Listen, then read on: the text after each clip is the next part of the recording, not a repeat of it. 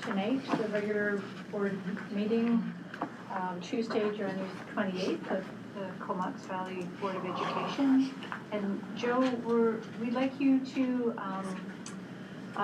share some information with us tonight and welcome one of our newest members of the school district.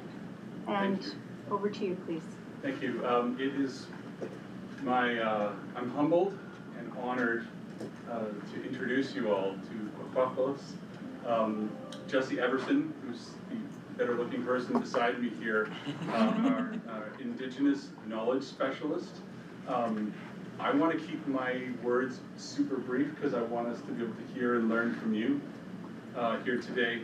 But a lot of time and effort and hopes and dreams have come into having a position, a unique position that is long overdue, but here and unique to our school district, and we are so grateful that we have the right person for this very important work so that we can walk together in a good way here in the school district. And over to you. Enough from me. Thank you. Yeah, please go right ahead.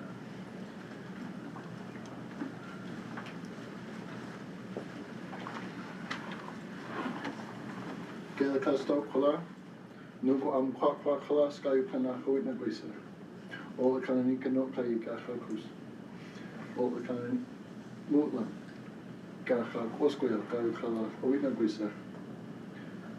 So, hello everyone. My traditional name is Kwakwaka'wakw, which means to be nimble, and my English name is Jesse Everson.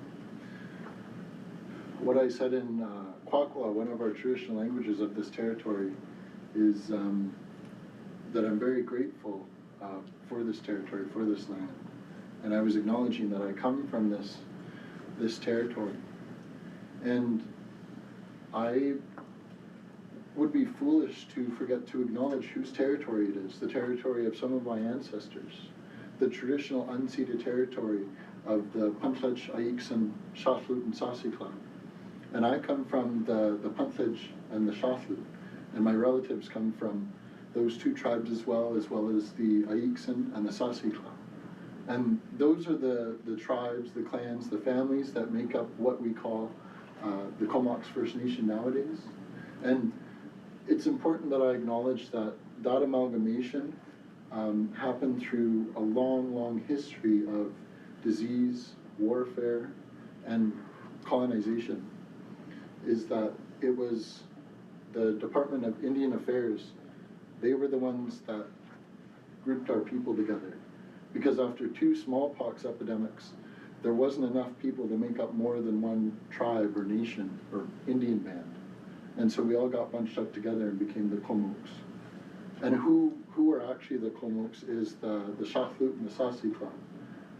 My Puntledge, my what people refer to as the Pentlatch peoples, we come from our own unique culture and history. And our ancestors were the original caretakers of this territory.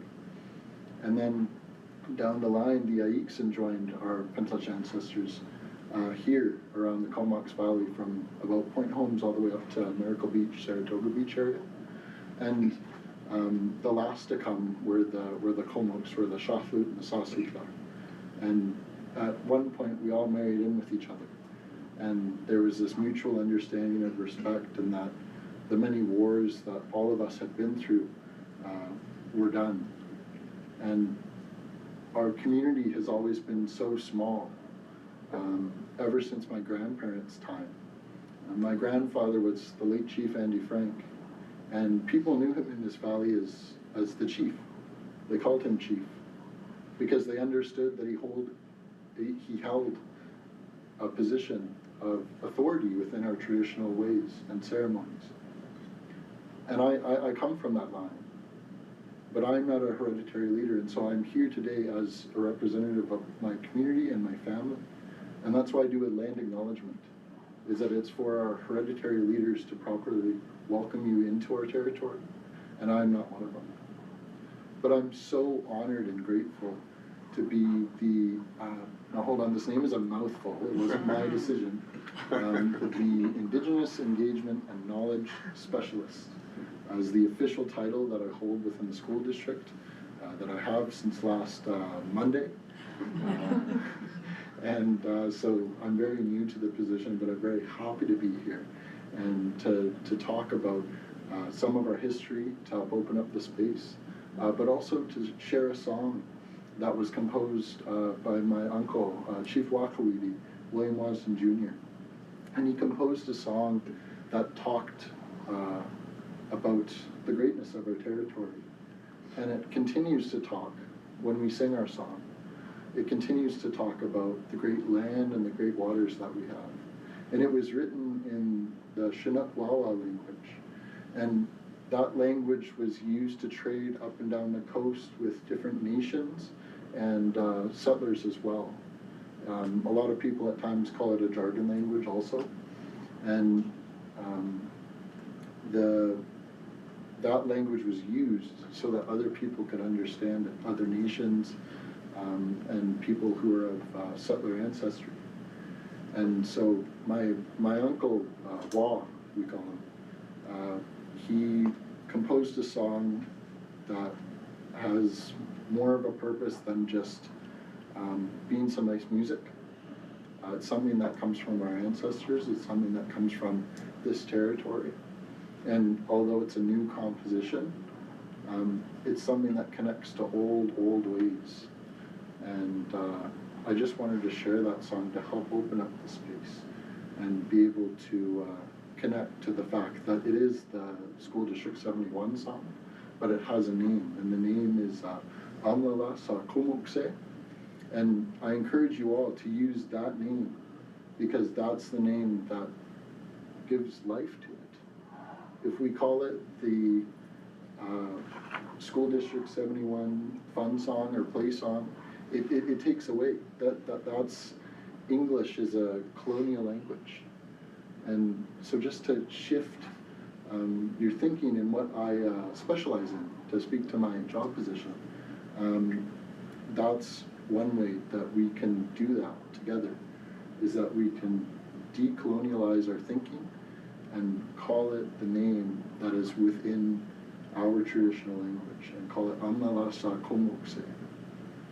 And in English we call it a fun song because fun dances are used within our Kukwakiwak ceremonies to celebrate at the end of long potlatches that sometimes last 15, 30 hours.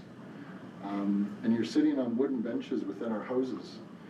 And so after all that time sitting, witnessing ceremony, eating great food, you want to get up and you want to stretch your legs. And so this song is utilized in that way and can be utilized in that way.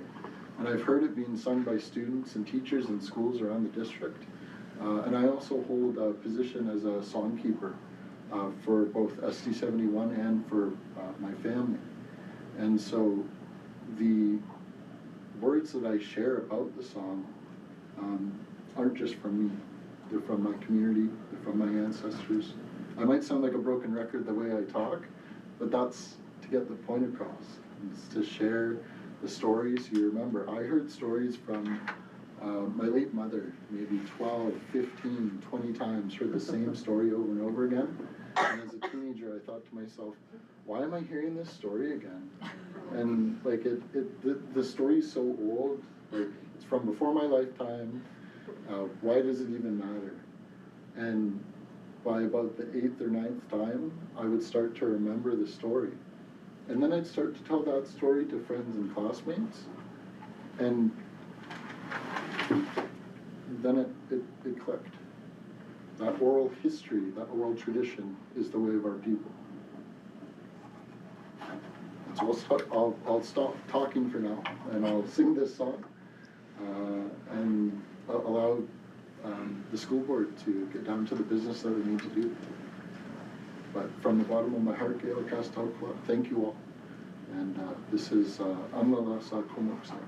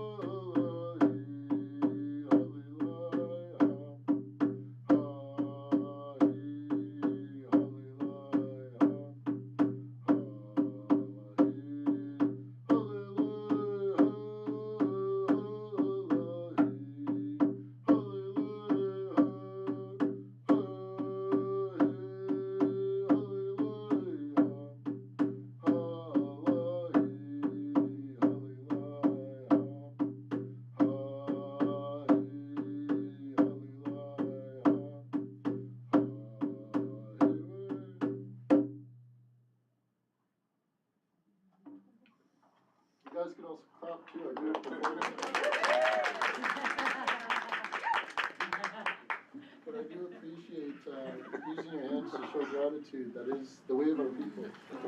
And I hope that has helped ground everyone in this room for the important meeting tonight. Gail Kessler. Gail. Thank you.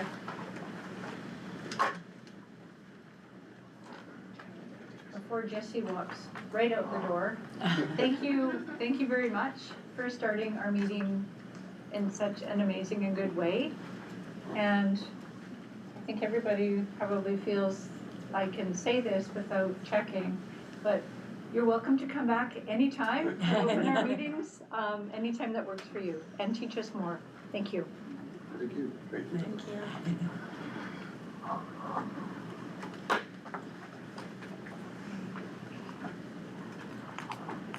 Now to the motion-y stuff that we need to do to move our meeting forward.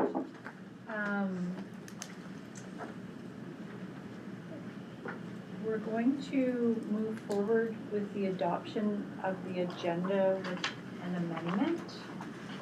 And the amendment, unfortunately, our Associate Superintendent, Jay Dixon, is not able to attend tonight. So the presentation on page 2, presentation under 7B, the Safe School Coordinator update, is going to be moved to another meeting. So that is no longer on the meeting agenda for tonight.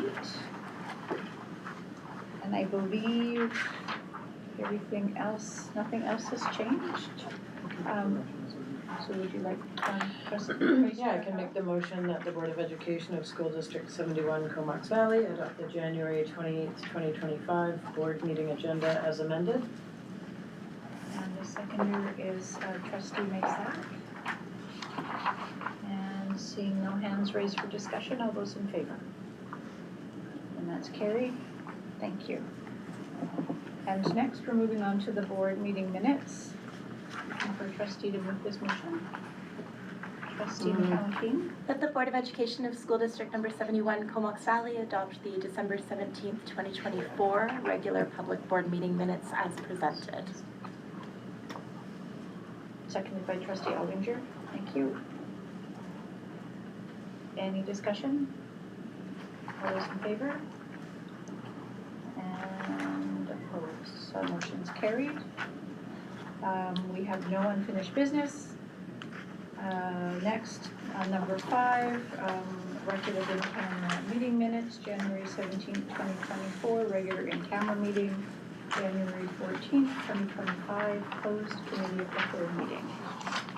And next is the board chairperson report, of which there's no written report in your kits or your agenda packages.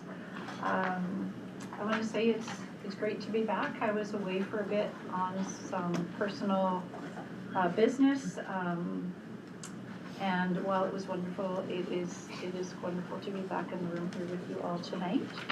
And I'd like to congratulate the many high school students that have completed their studies in semester 1 for this school year.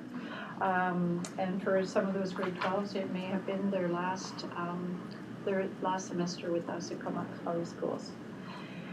And in looking forward to February, which is just around the corner, I think, I'm a little fuzzy on what day of the week it is or what day of the month, just to recognize that February is Black History Month, where we recognize and celebrate the achievements and impacts of people of African descent. And I know that our school district and our teams in our schools have always done an amazing job in doing the work to recognize and celebrate Black History Month. Our Professional Development Day on February 18th has a focus or a theme of the excellence within, and many thanks in advance to the hardworking Joint Professional Development Committee. And just a reminder that this day is a non-instructional day. And today is 5 years since the first press announcement of the first case of COVID-19 in British Columbia, 5 years ago today. And so much has transpired since that time. But what hasn't changed is some of the words that guided many of us throughout that time, and they are be kind and be safe. And that's my report. And now we're going to move on to presentations. And with us tonight, I believe, so it's the Comox Valley Food Policy Council Annual Review. And we were looking forward to you coming in December, and we understand that you had to reschedule, and so we're really pleased that you're here with us tonight. Even better that, because I'm here tonight as well, that's not why you rescheduled, I know that. And I just want to confirm, is it Naomi and Taylor? Is that who is presenting with us tonight? So I would like to welcome Naomi Robert and Taylor Hartwig, who are both connected to the Comox Valley Food Policy Council. Welcome. Where is the best place for us to stand? Amazing, let's go on. I'm going to look at our tech team and just confirm with Josh. Yes, he's given her the magic remote. And we toggle as the arrows indicate. Perfect. Okay. Good evening. Thank you, everyone. It's really a pleasure to be here. I'm Naomi Robert. And I'm Taylor Hartwig. Some of you may know her, she's phenomenal. And we're here from the Comox Valley Food Policy Council. We've been really had a pleasure to speak with all of the local governments this fall and get to round out sort of our annual review this year here at the school district. So we're looking forward to speaking with you guys, giving you an update briefly as to what we have been up to and looking forward to collaborating in the future. So wow, what a gift tonight. I wasn't expecting Jesse to be here, but just hearing any opportunity to hear about context, history, story, song from the place that we call home feels like an incredible gift. So I would like to acknowledge that the land we gather on is the unceded traditional territory of the people we know as the Comox Nation, and express my gratitude to them for stewarding this land for abundance since time immemorial. Okay, I'm going to start off very briefly. Figure out my body position here. Very briefly with why food policy councils exist, talk a little bit about who we are. Taylor's going to talk about some of the work on school food, and then we're going to have a little conversation after. That's the roadmap for today. To start off, this is a very nerdy planning quote, just to talk about why food policy councils exist specifically. Traditionally in the planning agenda and the policy agenda, we've been very interested in a lot of aspects, basic aspects of human well-being, planning for transportation, planning for shelter, but food has been absent from that agenda. So Food Policy Council, well, it's particularly interesting because the impacts of absent or poor food planning often are felt at the local level, whether it be local governments having to deal with food waste, whether it be planning at the urban-rural interface, whether it be food environments in school and the impacts on communities, those are really felt at the local level. So it's local government specific food policy councils have really come to address that gap and inform policy and planning moving forward for sort of collaborative approaches to planning in our communities. That's it. We're going to talk a bit about our structure. I'm going to toggle with more persistence. There we go. We are a forum for advocacy and policy development for a food system that is socially just, economically viable, ecologically sustainable.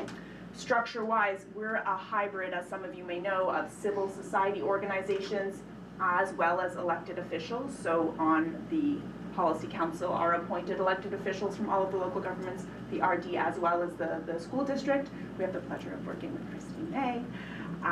And we also have membership from a variety of community organizations with a broad spectrum across the food system, as much as we are able to. Farmers, restaurateurs, food distributors, representatives from the food bank, as well as other emergency food service providers, Island Health, researchers, Comox First Nation. It's quite a diverse group that we're really happy to bring together. And we are administratively housed at Lush Valley Action Society, but we are a separate entity. We have distinct terms of reference. If you're familiar with Lush, a lot of our goals are aligned, so we have opportunities to collaborate, which are quite exciting, but we are distinct entities. We work by providing input into a variety of local, regional government policies and processes as we're able to. Consider any matters which can be referred to us by counselors, by staff, by community, and sometimes we undertake work at other levels beyond local, provincial, and or federal, particularly related to school food is a good example, as they align with our mandate. We have an ongoing priority of advising on food policy development and engagement. We've been working with the school district for some time in collaboration with a number of community groups. We also do things like provide review this year for the Village of Cumberland's OCP. We've worked with the City of Courtenay on their OCP and particularly the food focus in that. Previously provided written feedback this year for a number of planning processes, Parks and Trails Master Plan for the town of Comox, the Agricultural Area Plan of the RD, various other plans, and initiated an emergency food planning policy project with the Village of Cumberland that we're quite excited about in collaboration with Lush. We have other, so that's the overarching sort of priority area, and these priority areas we also hold as well, which are revisited annually. They've stayed quite similar since 2019. As you can see, they're pretty big areas where we see a lot of value in focusing, and a couple have shifted depending on capacity and topical issues. So emergency preparedness, support for food security, the focus on resilient supply chains, resilient food economies, food access, which speaks to access to healthy, local, culturally appropriate school food, ecosystem resilience, particularly focusing on drug planning as it relates to climate change adaptation and ecosystem health, and then food access and agency to support household food security, poverty reduction, and food sovereignty. Okay, I'm gonna pass it over to Taylor, who's gonna talk a bit more specifically about our school food work, and then we're gonna wrap it up from there. Perfect. So, just speaking just about the school food subcommittee, which is one subcommittee that the Food Policy Council has. Like Naomi mentioned, the representation is pretty broad, and membership includes different members from the school district, including Trustee Christie, District Pat, Megan, Chetty was here, Indigenous Education, also includes local farmers, Island Health, myself, community schools, etc.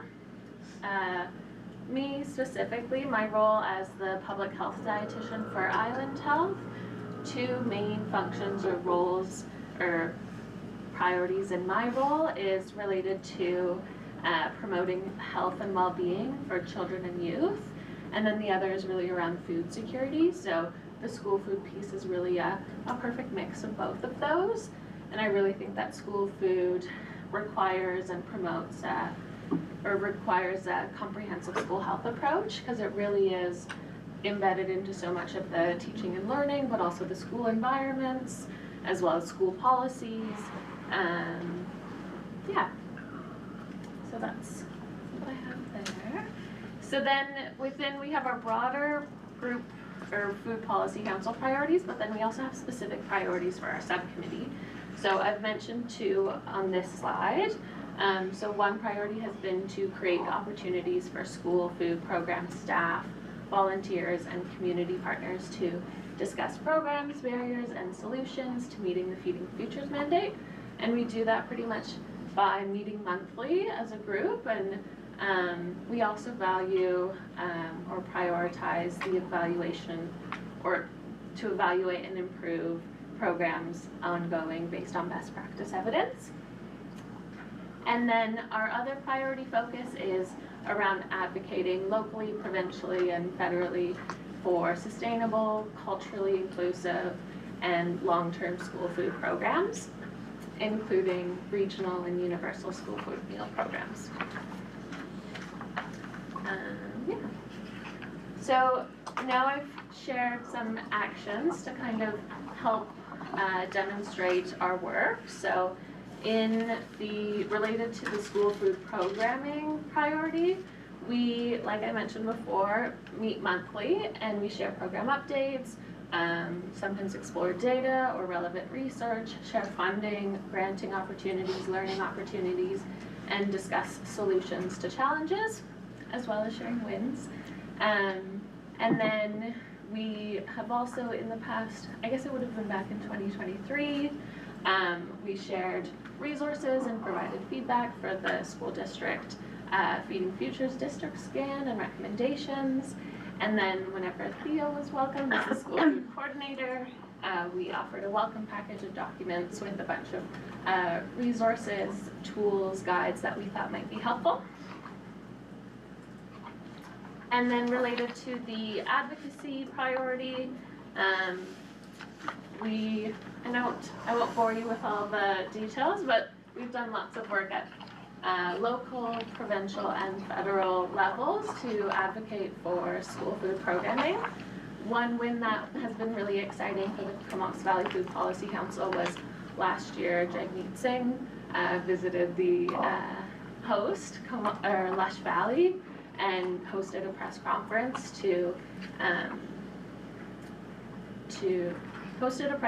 for including a national school food program in the budget for 2024, and we've seen that happen. And then just wanting to note that our work as the Food Policy Council, along with work done in other communities, organizations, institutions, kind of that broad level advocacy and support, we have seen that push for school food in the Feeding Futures funding, as well as that National School Food Program funding. So there's been lots of wins in the school food area lately. It's been a big year for school food. Yeah, it's been really exciting.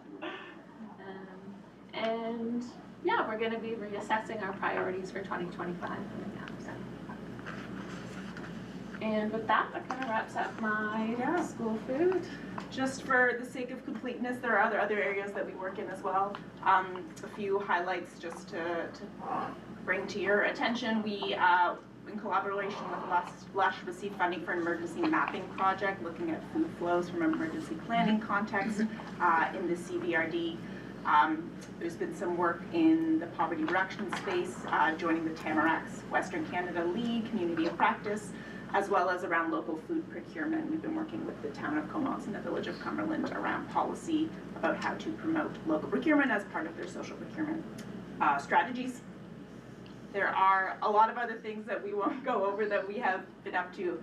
This is a little bit more than this 1 year, because there's some other exciting stuff we wanted to leave you with in your package. But we'll leave it there. We'll leave that up rather than it's more informative than the next one, but the sunflower picture is very nice.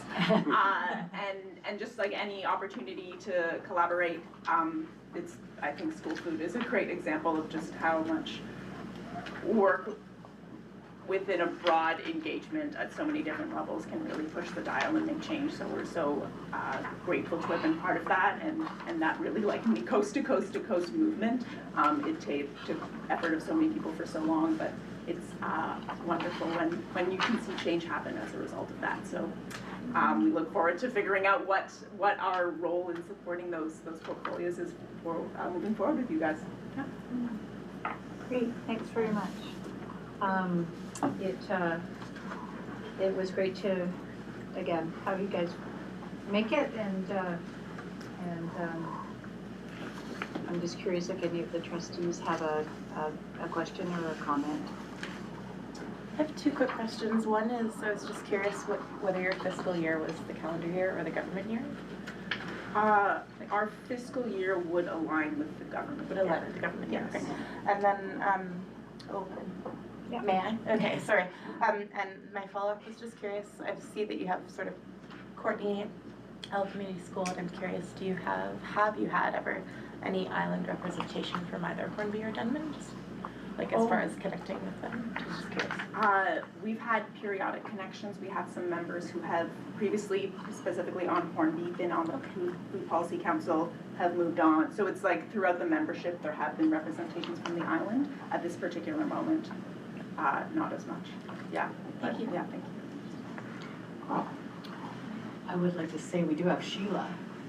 Sheila, yes. So we do have Sheila from the islands that participates still, who was previously a trustee on the board, who attends some of the general meetings. Yes, thank you. From time to time. Okay, well, so, Just a quick thank you for your advocacy. Clearly the school food movement programs have been a huge development for school systems across BC and the country, and thank you. Beautiful movement. Pat, thank you very much for Thank you coming and so speaking with us. thank you. Thanks for coming. And you're welcome to stay. We always tell people you're welcome to stay. We appreciate the offer.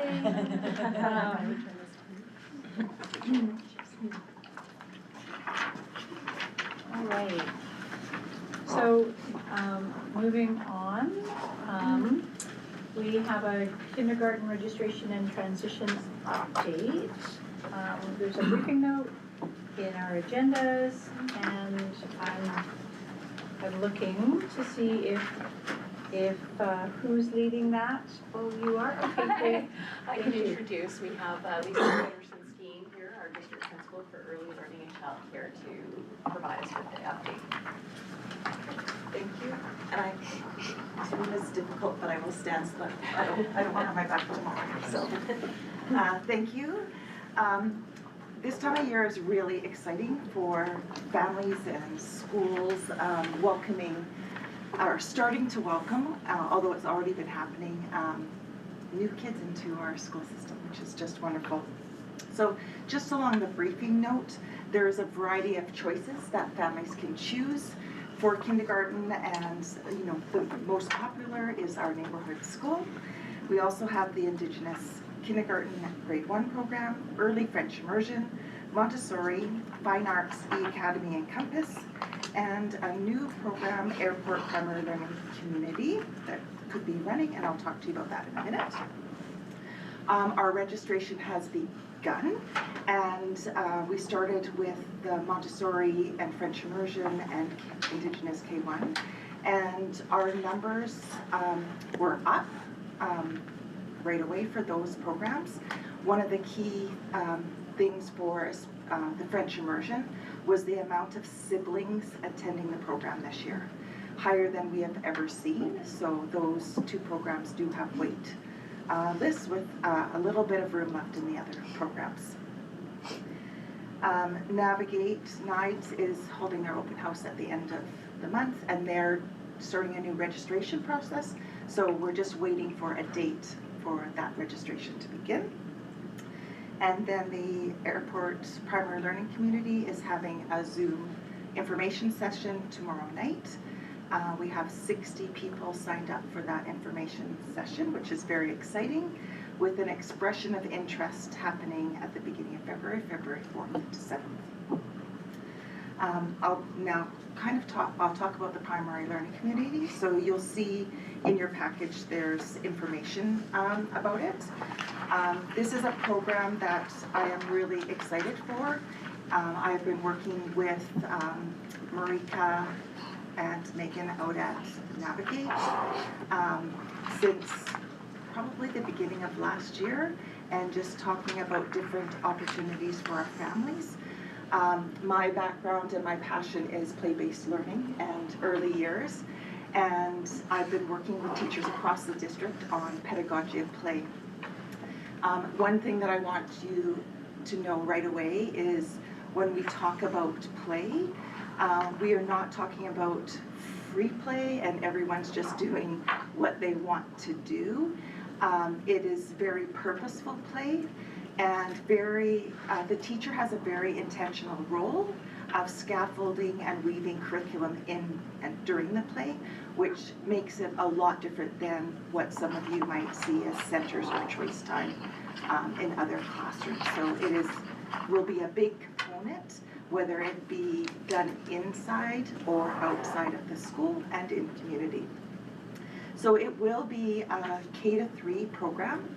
We know the benefits of multi-age classrooms because as we all sit here, we're all interested in the same things and passionate about the same things, but we all are different ages and we all learn from each other in different ways. And that's what this program hopes to encompass, along with the relationship that happens and grows year after year. So the same teacher carrying on with the students for 4 years.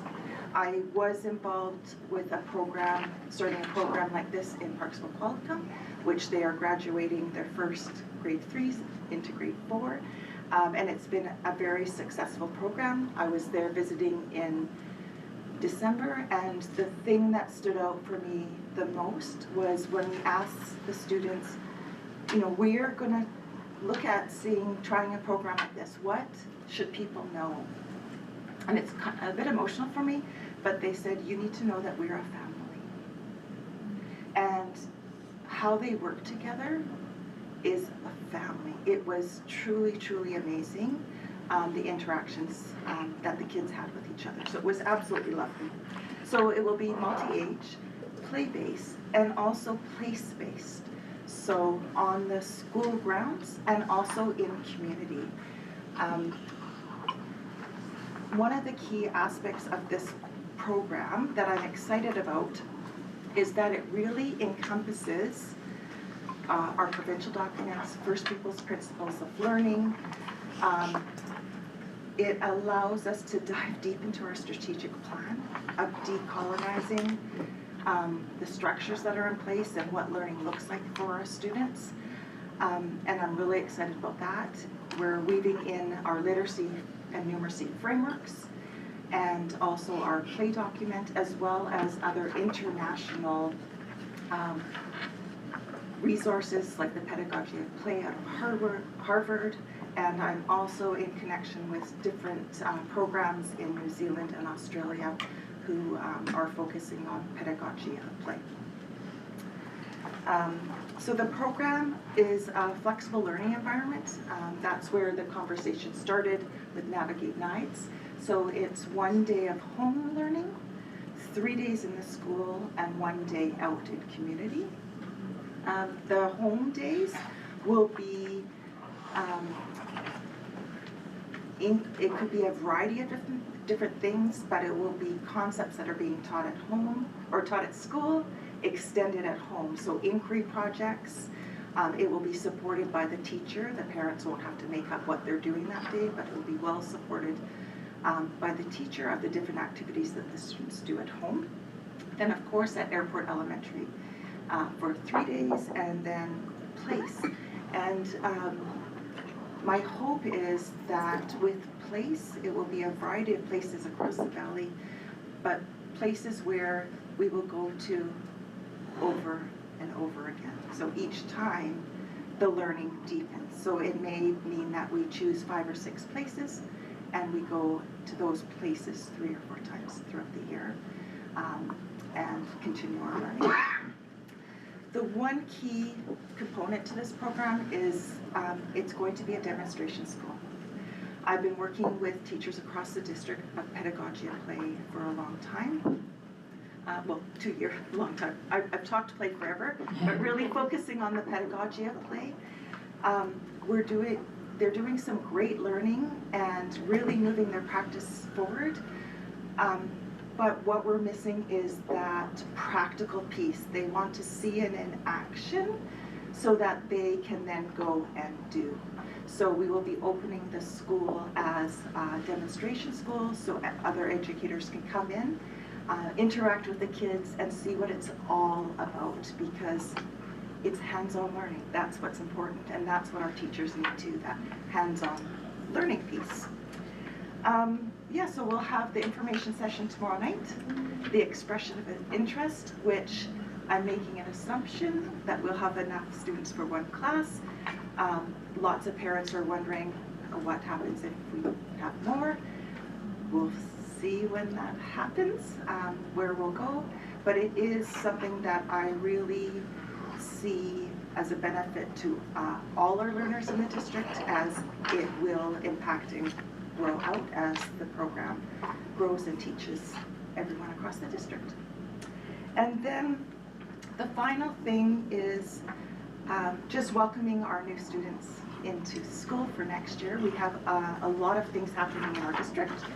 I just came from a meeting at Arden School, which is our Strengthening Transition School.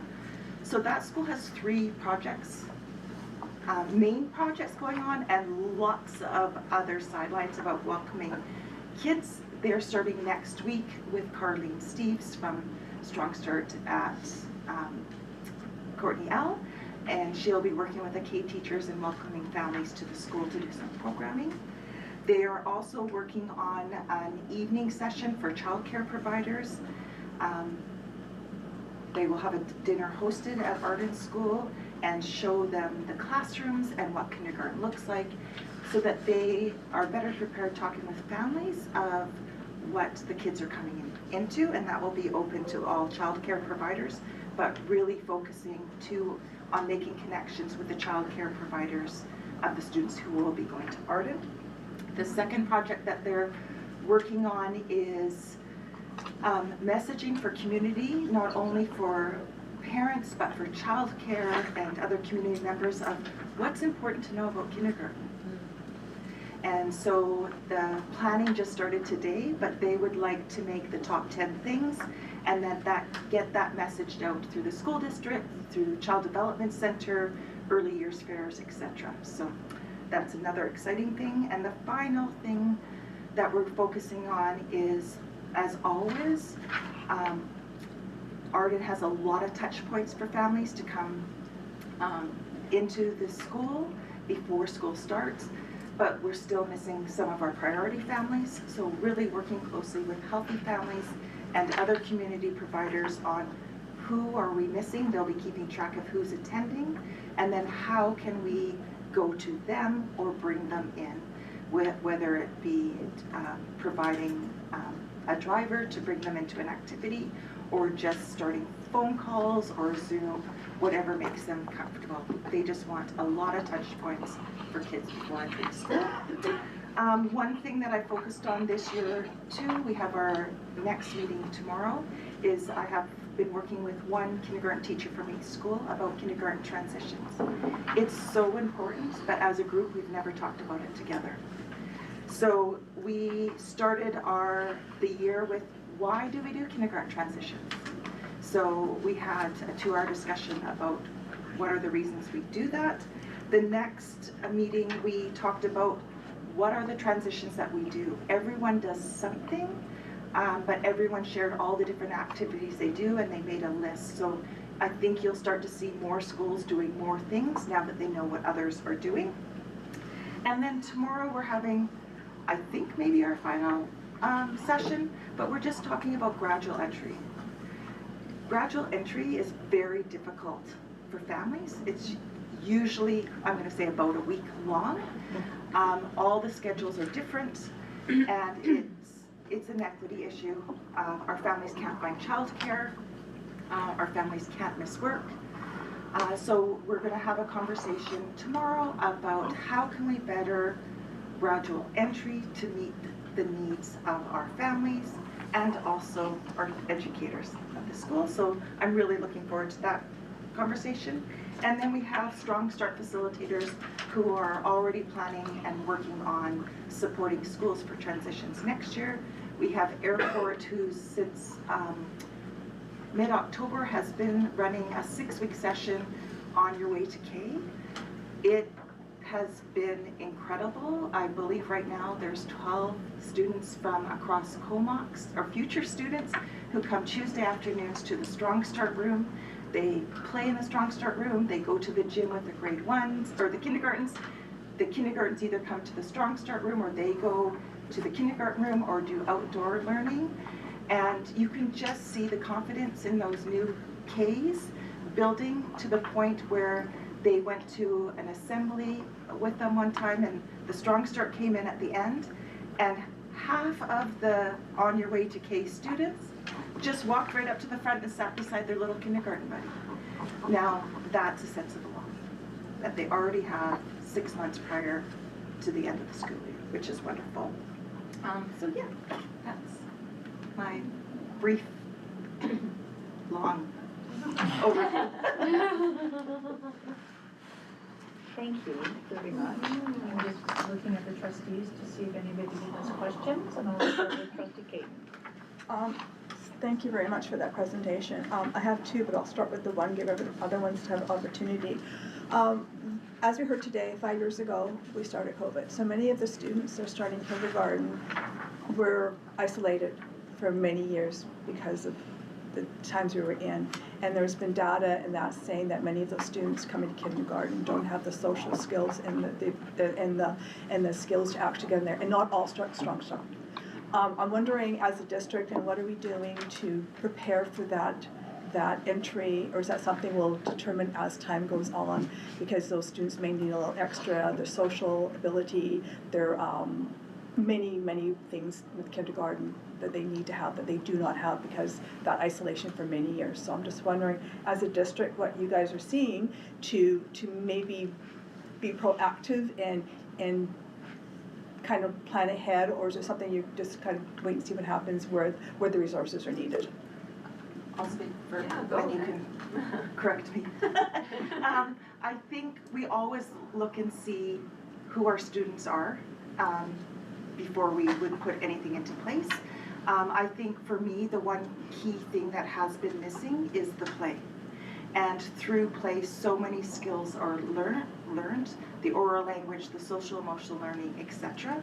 So I really truly believe the more we focus on the play, and then build our academics through that, the stronger the students will be. And I think, like everything else, yes, there's going to be students who have had some difficulties and some who have not, for a variety of reasons. So it's just really looking at the needs of all the kids and then figuring out from there what they need. Like it. Trustee Masak. Thank you. I love all of this work and the innovation, especially with the play. I'm really excited to hear and get updates on how that's going. One of my questions is it melts my heart, the idea of the 6-week afternoon sessions and having those little people feel like that school is where they belong. And so I'm wondering, is there a concept or something that you're looking to spread to all of our elementary schools, or some sort of program that maybe we would see in every single school in our district that would be the same, or maybe there's one program that's standing out to you more than another that we could implement so that we could have that same kind of feeling in all areas of our community? It's different in each school community, what is needed. What is happening at airport is just really needed at airport. So the Strong Start provider or facilitators are able to do this due to outreach hours that they get hope to get every single year, depending on budget, etc. But all of our Strong Starts are doing something similar to this program, but most of it starts after spring break for families. But this Strong Start person just saw the need. She had a lot of 4-year-olds, and she saw that there was lots of anxiety around with parents starting school. So the parents are there with them. So they're also going, oh, okay, I know what this is going to be, and I know the people in the school. In a perfect world, I would have a Strong Start at every school and running these programs, because truly it is the intervention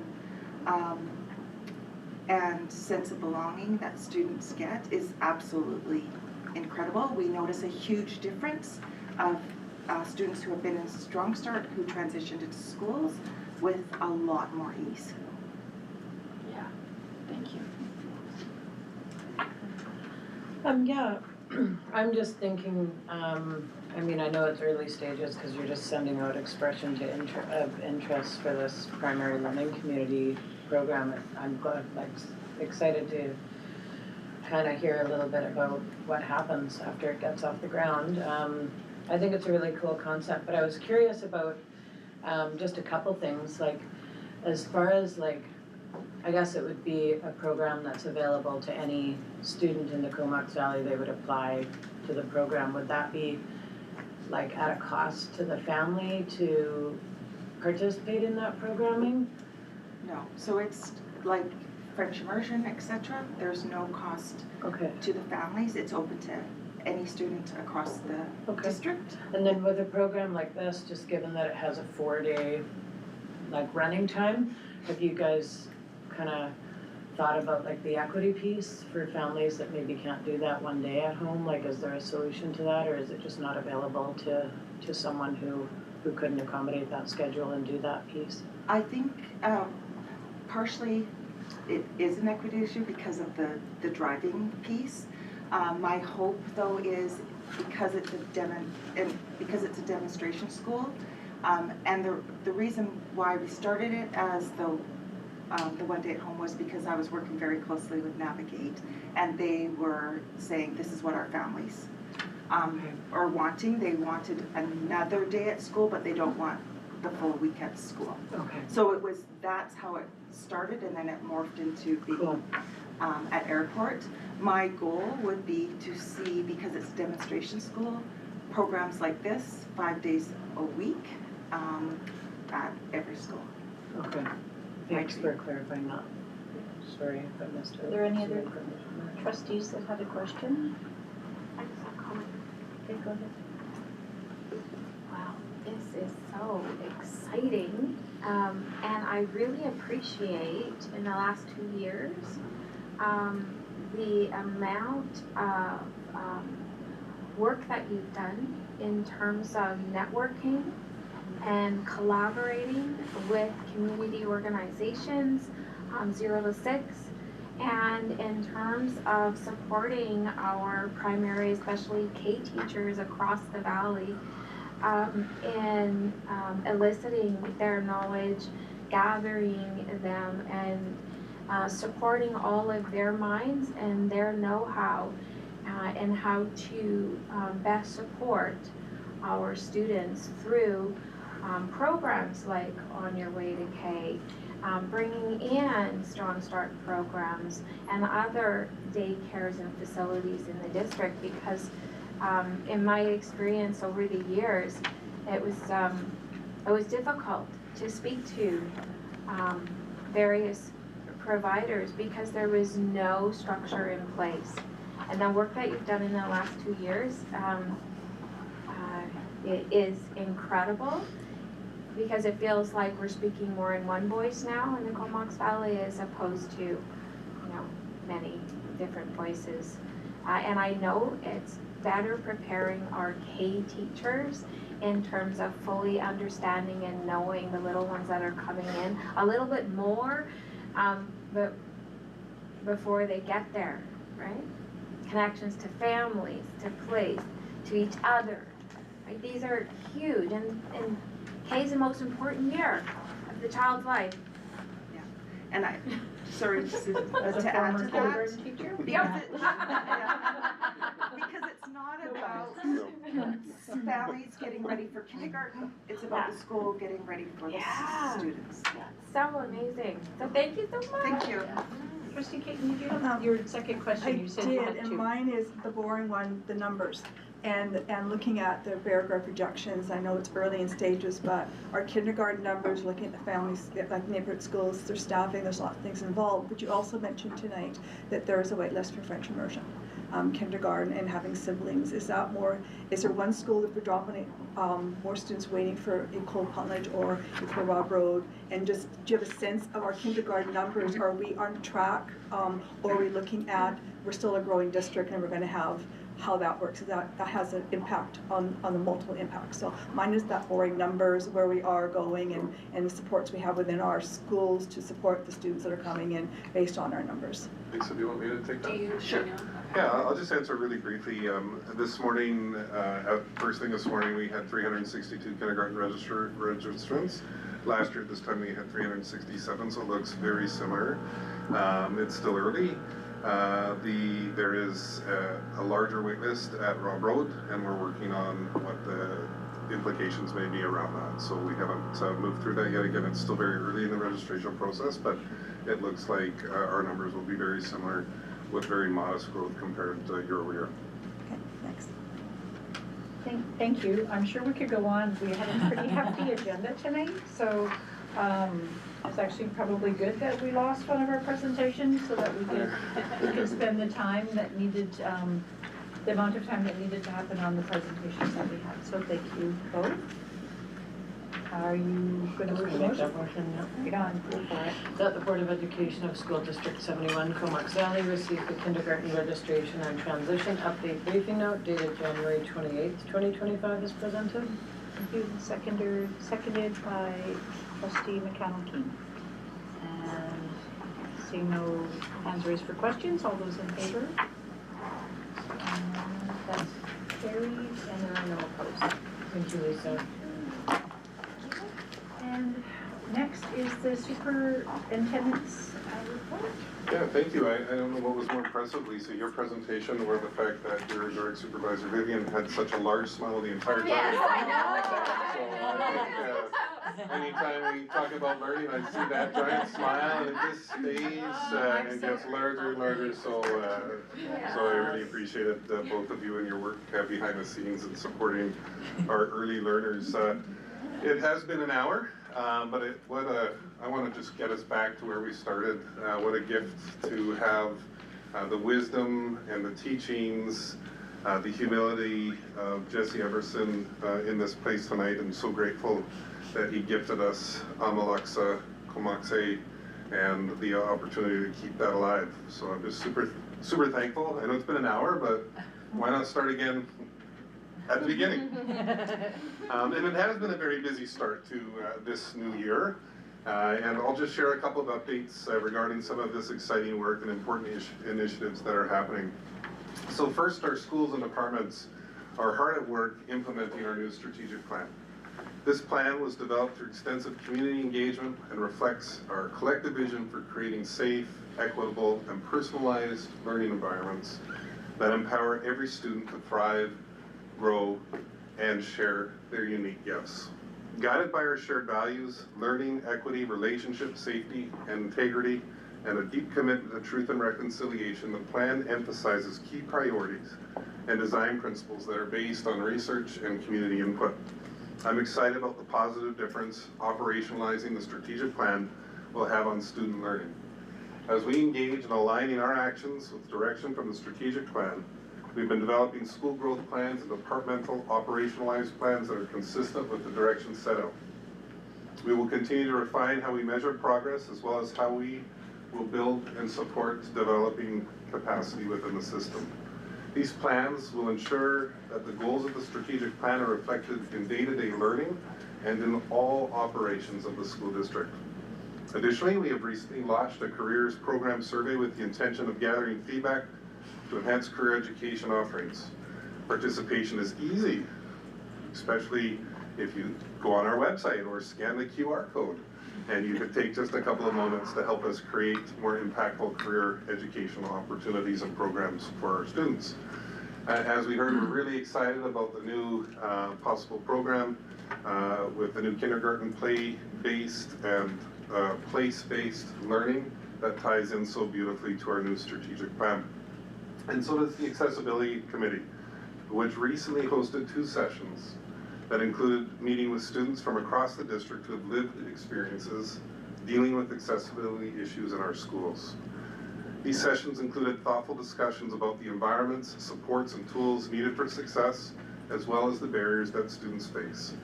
To ensure full participation, accessibility supports and sign language interpretation and sound-filled systems were in place. We're really thankful for all those students who contributed to that important work. And as we near the halfway point, as Chair Waite mentioned, the end of semester 1 is happening this week and semester 2 starts next. We are aware we have so much work to do, but also so much work that has been accomplished and great learning that's taken place so far this year. And I'm going to share something that I didn't plan on sharing until just now, and I think it might be the fact that people have had the courage to even mention COVID at a board table, so we'll, but one of the things that I reflect on that I think we did right, not only as districts but as a society, is that there was a real amplification and celebration of the critical work that so many unsung heroes do that support the work that takes place every day. Last night when I left the board office, I don't know, I reflected on this. I left the board office and it was frosty, but there was intentional salt distributed on every step that I walked from the front door to my car, because somebody took the time to ensure that I would be safe when I left the board office last night. And I think, you know, we have a remarkable but unsung educational support worker here at the board office who would probably be really embarrassed that I would use his name tonight, and that's Kirk, our custodian, who serves and leads, who leads through service, who leads through humility, who leads through competence, and who leads through always embracing anything with a positive, can-do demeanor. And I just want to take a moment to celebrate Kirk specifically, but acknowledge that we have Kirks in every single one of our schools and facilities, and that our system needs to also take those moments to really celebrate the unsung heroes that lift each of us and amplify the work that takes place in each of our classrooms. So thank you to Kirk and the many Kirks that are in our system that we stand upon their shoulders. Thank you.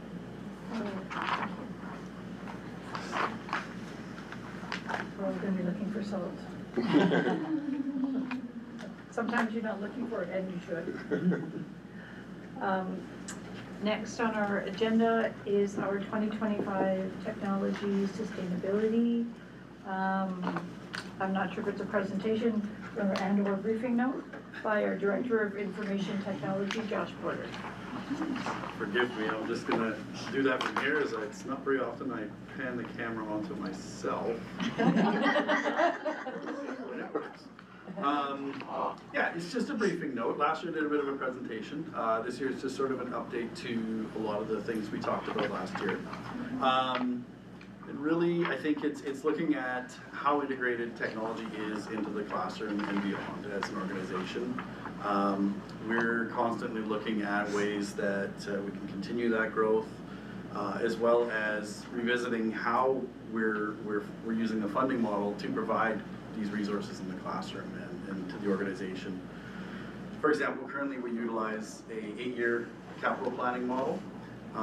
We've used that since 2013, and it's actually been very instrumental in allowing us to plan well in advance for things like wireless network infrastructure, servers replacements, workstations, TVs on the walls and such. So it's been extremely key to that. However, we are revisiting it to some extent to look at things like inflationary pressures, continued enrollment growth. Obviously, when these, more people come into the system as we hire, there are more licensing costs for us. So, exchange rate obviously is a big thing these days too. We are committed to expanding the learning opportunities in technology. And along those lines, actually this year we carried on with the series we started last year with all the grade 4 teachers. This year we brought all the grade 6 teachers together to do some digital literacy training. And we just finished that up last week. We did 5 sessions. And basically they come together with our 2 IT lead teachers, Kara Dawson and Shannon Hagan, who do a wonderful job in sort of creating a set of resources and tools that can be used in those classrooms around responsible use of technology, everything to do with digital literacy these days. We're also in the process of doing some mid-year check-ins around the new personal device restrictions that came into effect last summer.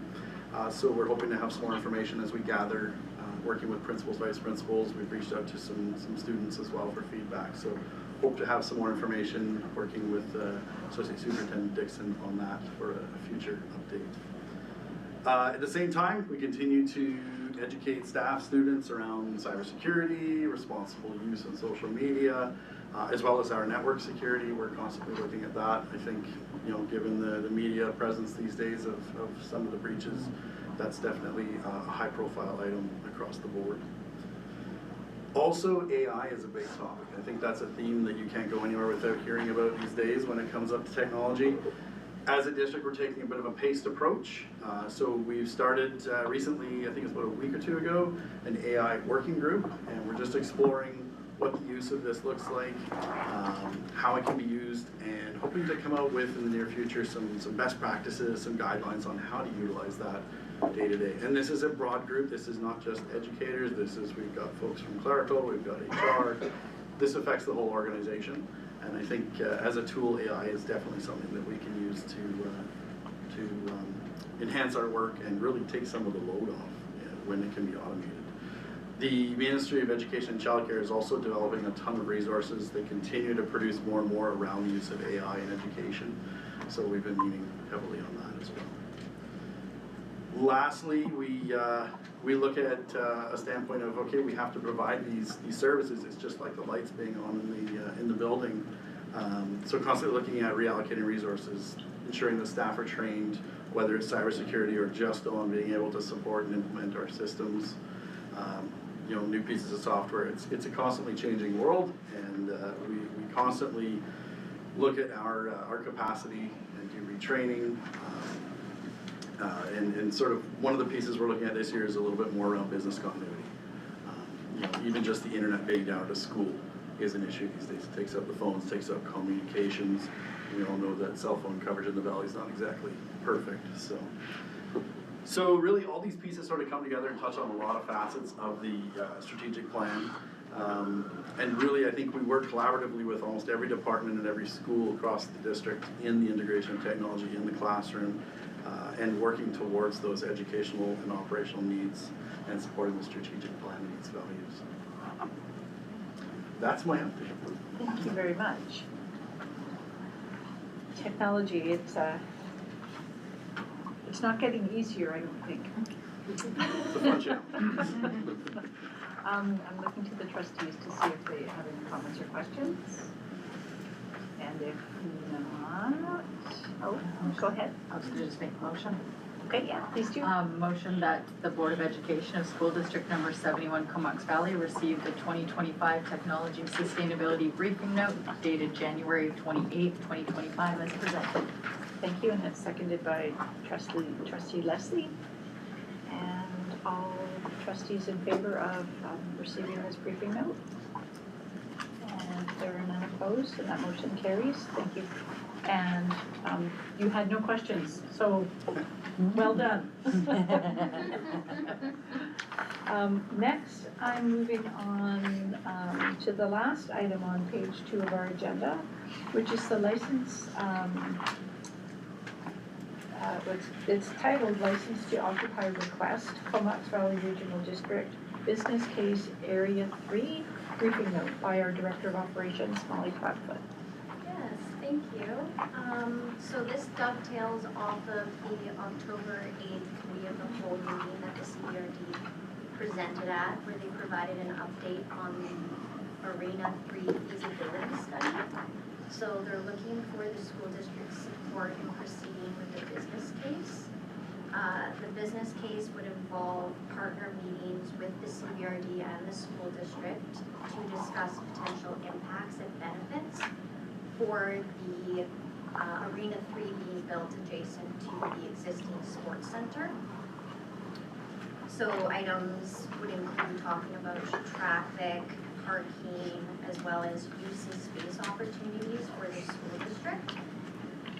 So included in the briefing note is just a summary of kind of what's happened up until now, next steps, as well as a little bit of a brief summary on the partnerships that we have presently with the CBRD and the benefit that we have gotten from those agreements.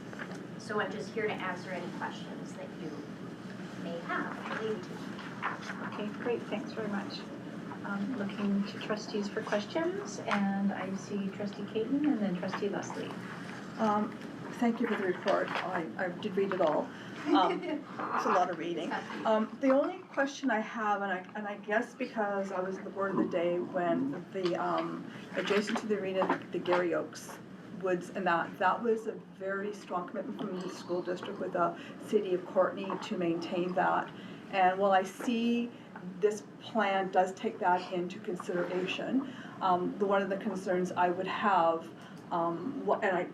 concerns I have, I'm not going to speak to the motion because we haven't made that, is the environmental stewardship in that study and the process that would ensure, as if we decided to go forward with that one there, that environmental study on that, because the school district, I believe, made a commitment to preserve that, and that was part of our commitment back then, but times change on that one there. So I'm just wondering how that fits into the program, because I saw a little bit of it, but I just wanted more clarification on that. Yeah, so our commitment to the environmental stewardship of the area hasn't changed at all. That's actually what factors into the proposed locations that they've chosen, that they're essentially on, you could say bare ground. So they're not really affecting those environmentally sensitive areas that you speak of.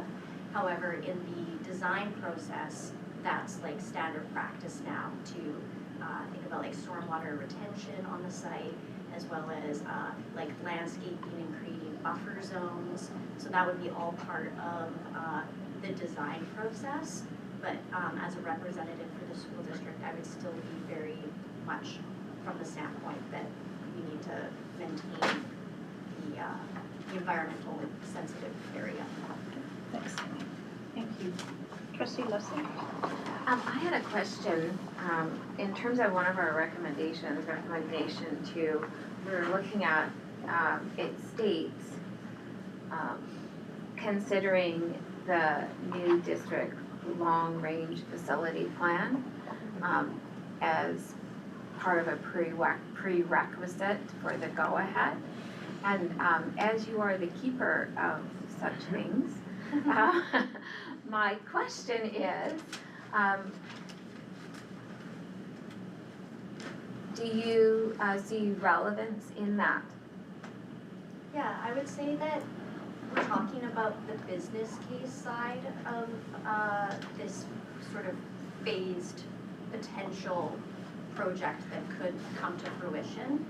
So I think from my sort of standpoint, I would see value in us proceeding and supporting the business case, because right now we don't really know. They need to dig deeper into what the needs are of the valley, as well as we need to dig deeper into the feasibility of it being on school district property, as well as what potential benefit that could present for us. Like other school districts have partnered with municipalities to create additional instruction space within sports complexes. So that's something that in the development of the long-range facilities plan, I feel like would be valuable information to have. So I kind of see this as a conduit in creating that plan, like information gathering. Thank you. Trustee Mesa? When I looked through the drawings and diagrams, I was wondering if any of the part of the work that you've done so far was factoring in the implications financially to our school district with having to accommodate these changes by means of having to do construction on, say, bus turnarounds, or it looks like there's different parking, and has there been consideration made on our school being used as a parking lot for an events and a facilities being right next door? But I do see that the connector would be deactivated, so that would change a lot for our community as well. So have those been investigated, and what have you found? Because I also wonder about whether CFB Comox has been approached for utilizing Glacier Gardens, and if that community rink that is a part of CFB Comox has been approached to be able to accommodate the 22 teams that we're talking about that are a part of the Comox Hockey Association, which ends up equating to about 0.01% of our populace in the Comox Valley. Yeah, so the feasibility that the CVRD engaged in was sort of the first step in the process of picking a potential locations for an Arena 3, and within that feasibility study, things like the impact to being adjacent to JP Vanier, and that there would be an impact to parking and to traffic flow. So we've identified those as all what you could almost classify as barriers, but what the business case is suggesting is that that's the next step in kind of unwinding exactly how impactful those and what kind of potential solutions there could be to those problems. So it's more like the problems have been identified. Do do we think that they are enough of a barrier to say, no, we don't want to proceed with trying to potentially find a solution for this? If we do want to proceed with finding a solution, that would be the business case process. Does that make sense? Kind of. Yeah. Yeah, I'm just, I'm worried about finances and budgeting with all of our government changes and stuff, so Yeah. that's where I feel more reserved, I suppose. And that's also the CVRD's perspective as well. The business case is the next phase in them better understanding the costs and exactly what that will look to them fiscally. So it's like almost a preliminary, it's like still very preliminary. So I don't see any other trustees with their hand raised, so I'm gonna ask a question. And if I missed a trustee, I apologize. So what I think I heard was that if the board supports the participation of the district in the business case, and the business case unpacks barriers or implications to the school district. As well as identifies benefits. And benefits, yeah, Yeah. thank you. But if it uncovers things that may be financial,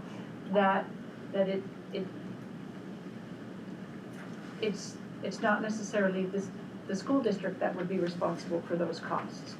Because I think that's where you were going. You bet. And I don't want to put words in your mouth, but could you share that in the event that there were cost factors that came out of the business case, if we were to go down the next steps of supporting the next ask that will be coming, how does that happen in a joint situation like this? Yeah, so I would say the financial impacts that you're talking about, the risk, rests with the CVRD. The school district wouldn't be looking to essentially take on the cost for redesigning Vanier's traffic flow to facilitate the Arena 3. That would be a part of the design and construction costs that the CVRD would have to bear to support the construction of the potential Arena 3. So I understand. the financial impact is more convoluted in that the district is essentially giving up the land. Right? So there's the land piece that would also be sorted out in this business case phase about what that would look like agreement-wise for the lease of the land. Thank you. I thought that's what would happen. I just appreciated hearing it. And I'm just going to check to see if the trustee who hasn't asked a question has a question, and then I'll circle back to Trustee Caden. Shannon? Yeah, I'm curious a little bit more about the business case approach. I see in the briefing note that it was expected to start in November, so I'm partly curious if it has started. And is it being, is there an external consulting firm that is being retained? And I assume that's by the CVRD giving the instructions in terms of the scope of what that business plan is. And then is your role be consulted along the way by the consulting team doing the business plan? Yeah. So you're getting opportunities to have input on the part of the district as opposed to like shape the business plan model? Yeah, so the CVRD is behind the business case, so they're engaging all the professionals as well as the stakeholder groups. So the school district's role would be myself as the representative that would be in a part of those meetings, those partnership meetings, where we discuss like the impacts as well as the benefits. And then I would bring those back to the board and we would review them at that level and see if it was going in the direction that we wanted to or not. Then, yeah, as far as the HCMA is the professional consultant that they've engaged for the design. They're looking at continuing using that architecture firm for the business case. And right now the CVRD is in the process of putting together that business case, but they obviously need the school district's support to proceed to kind of the next steps of that business case. So that's kind of what this briefing note is about, with the recommendation whether or not to provide support for the continuation of that work. Trustee Caton. I would like to make a motion, but I want a clarification on just the wording and just through the Secretary Treasurer or that one. Sorry, can you say that again? I would like to make a motion, but before I make the motion, I just want a clarification on a part of that motion, if that's okay. Would that be heard? I think so, yeah. So looking at motion number 1, on that one there, when I read the last sentence, it talks about that they will, the request is to grant the license, understand the new district long-range facility plan may result in determination license to occupy will not be granted. So what my understanding is that motion is that we could support the plan. The understanding is that the long-range facility plan that will come to the district, we're not sure when that is, that in the meantime, the CVRD can continue their work at their cost. So they will have this going in process. But our long-range facility plan will still have determination as to whether or not the school district is that final process. And the second motion is we do nothing until that long-range facility plan comes, which could be 1 or 2 years down the road. I'm not sure when that's coming. And meanwhile, the CVRD is held in limbo until that comes. Am I clear on that understanding? Yep. Okay, I just wanted to make sure before I make the motion that I would like to make it. Yeah. Okay. The first motion would support the CVRD in continuing with their business case. I mean, obviously, there's going to come a time where they may be far enough along in that business case and have received enough public input that they will, I would assume, likely come back to the board and really want to secure location. And I think we can deal with it at that time. But it's definitely a ways out. Okay, thank you. So then, Madam Chair, I'd like to read the motion then, please. Okay, and which motion are you reading? Motion number 1. Okay, thank you. That the Board of Education, School District Number 71, Comox Valley, direct staff to respond to the Comox Valley Regional District CVRD in respect to their request regarding work in developing a business case for Arena 3 received October 16, 2024, advising that the district is prepared to support the CVRD's work in developing a business case for Arena 3, which may ultimately lead to a request from the CVRD to grant a license to occupy agreement for land use, understanding that the new district long-range facility plan may result in a termination that a license to occupy the agreement for land may not be granted. Thank you. Is there a seconder to the motion? Vice Chair Howe. I'm going to open the floor to discussion. Trustee McConnell-Keen, you were very quick. Yeah, I know that. Is it okay? I go to Trustee McConnell-Keen. I know you moved the motion, but these are our motions.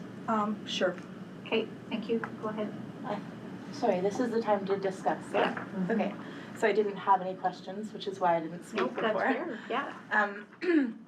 Yeah, I think I felt, looking at where we're at with this and where CVRD is at, somewhat of a dilemma. And I'll share that in that the dilemma between sort of being sort of fiscally responsible to the amount of money that will go into a business case moving forward, and the sort of wanting to know more piece, because absolutely, like, having more information would be great, but I wish that it didn't have to be at the expense of moving forward, when right now I sort of, in my views of our strategic plan, feel that I don't see it perfectly sitting in there as our work right now. So right now, I struggle when I look at motion 1, even though I'm comforted for sure by the last line, but also knowing that there will be a large amount of money going into moving forward and not knowing where we will land. And I guess I look forward to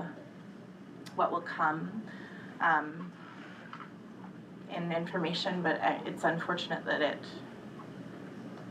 may go down a road and then turn later on. Like sometimes I wish we had more concrete of a place to be in right now. And I just share that I know that's where I felt, and I'm grateful we're doing this with our full board. I know this is something that has been brought forward from when we were not sitting with the full board. So I just wanted to share that that's the dilemma I felt looking at where we're at.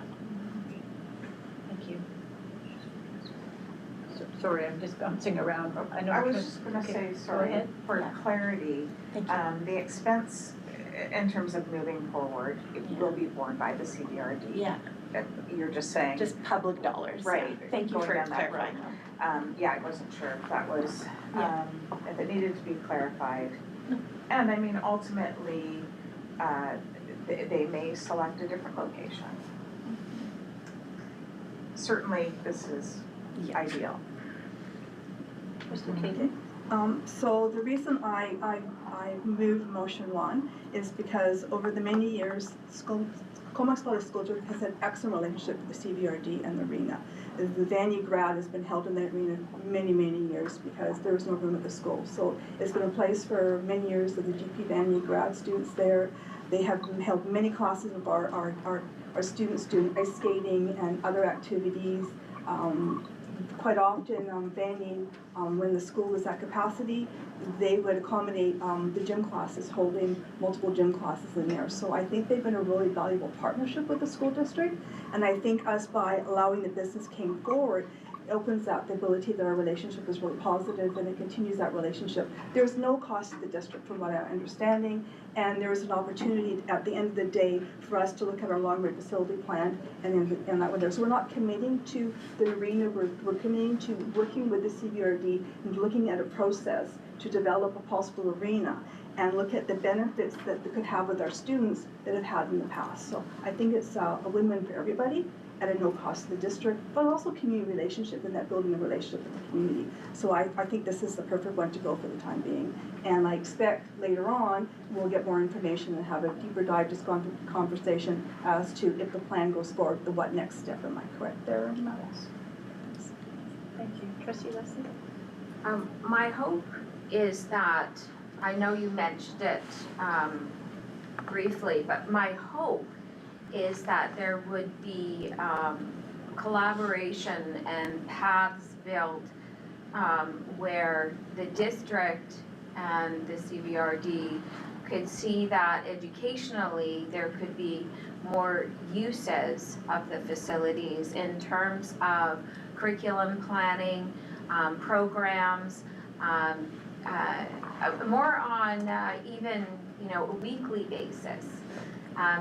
We have been supported wonderfully through our swimming programs, through our skating programs.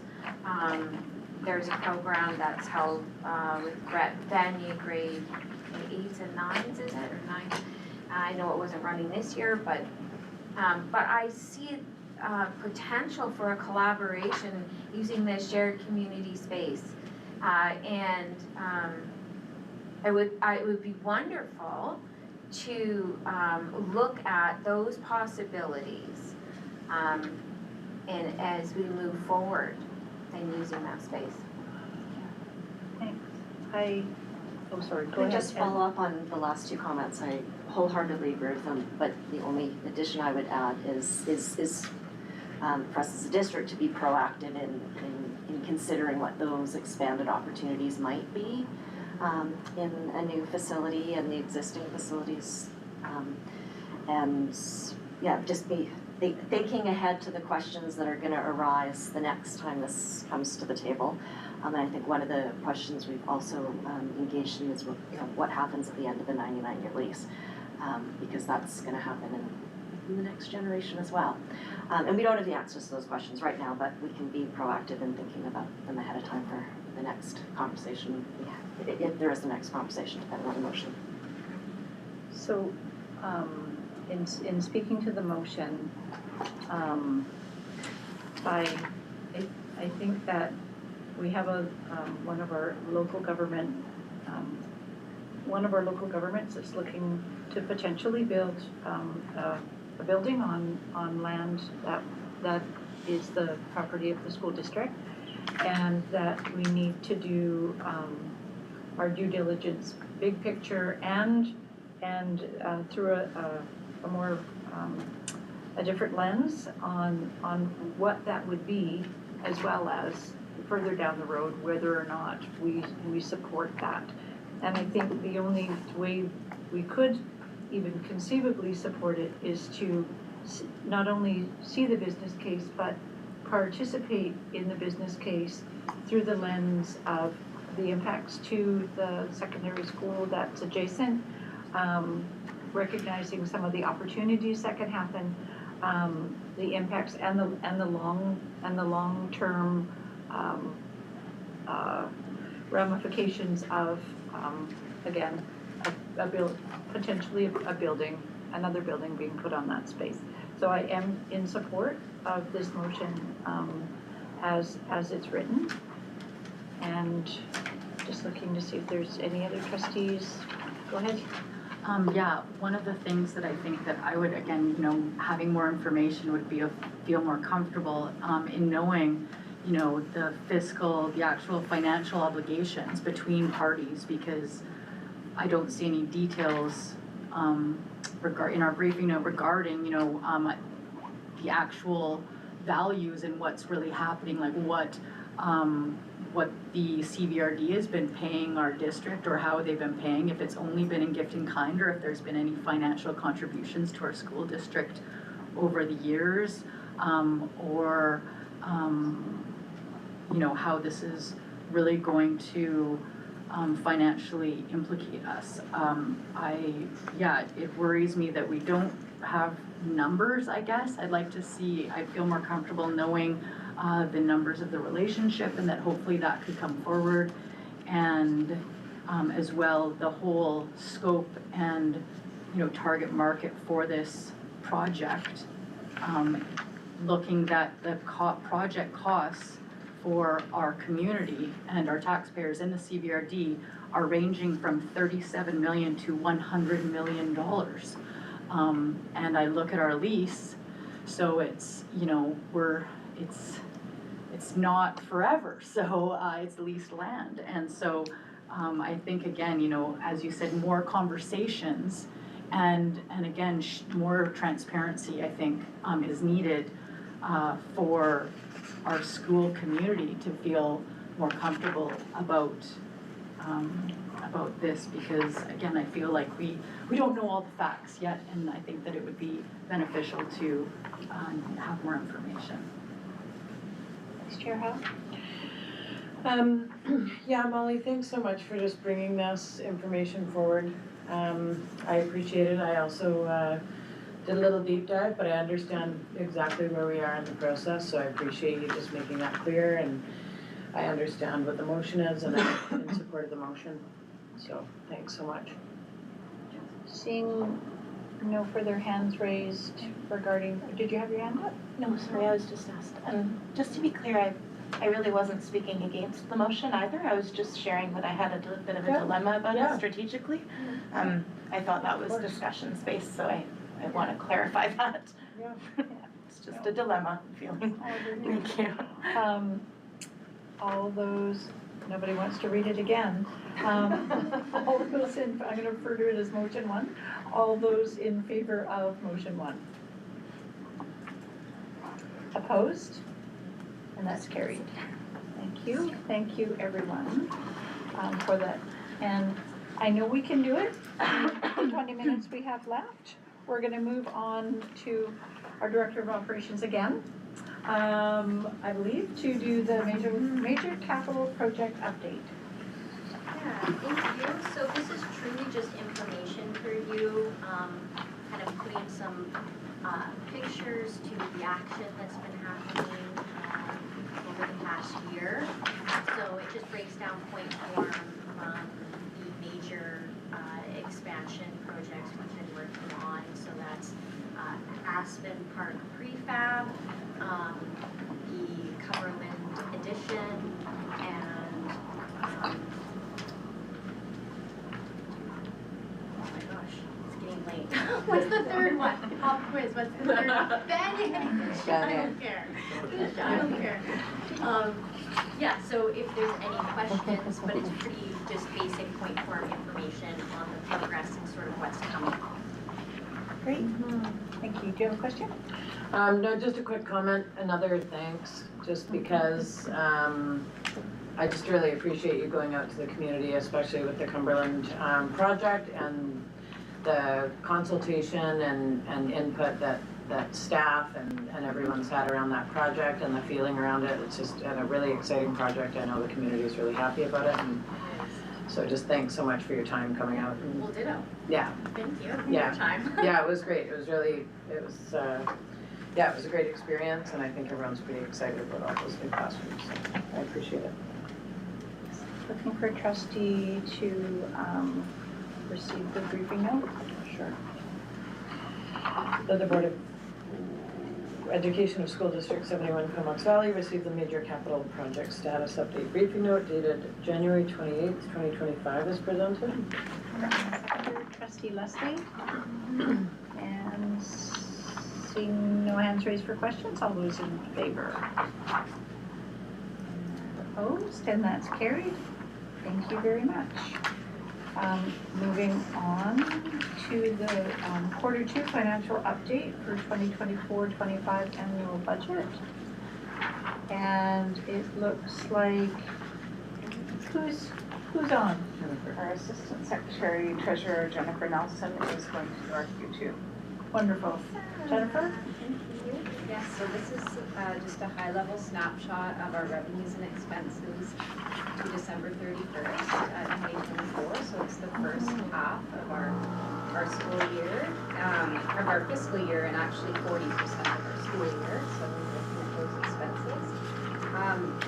We are comparing these still to the annual budget, as we don't have an amended budget until February. And maybe just to touch on that note, as an update, we were anticipating the announcement of our recalculated grant in December for the September 1701 shop numbers.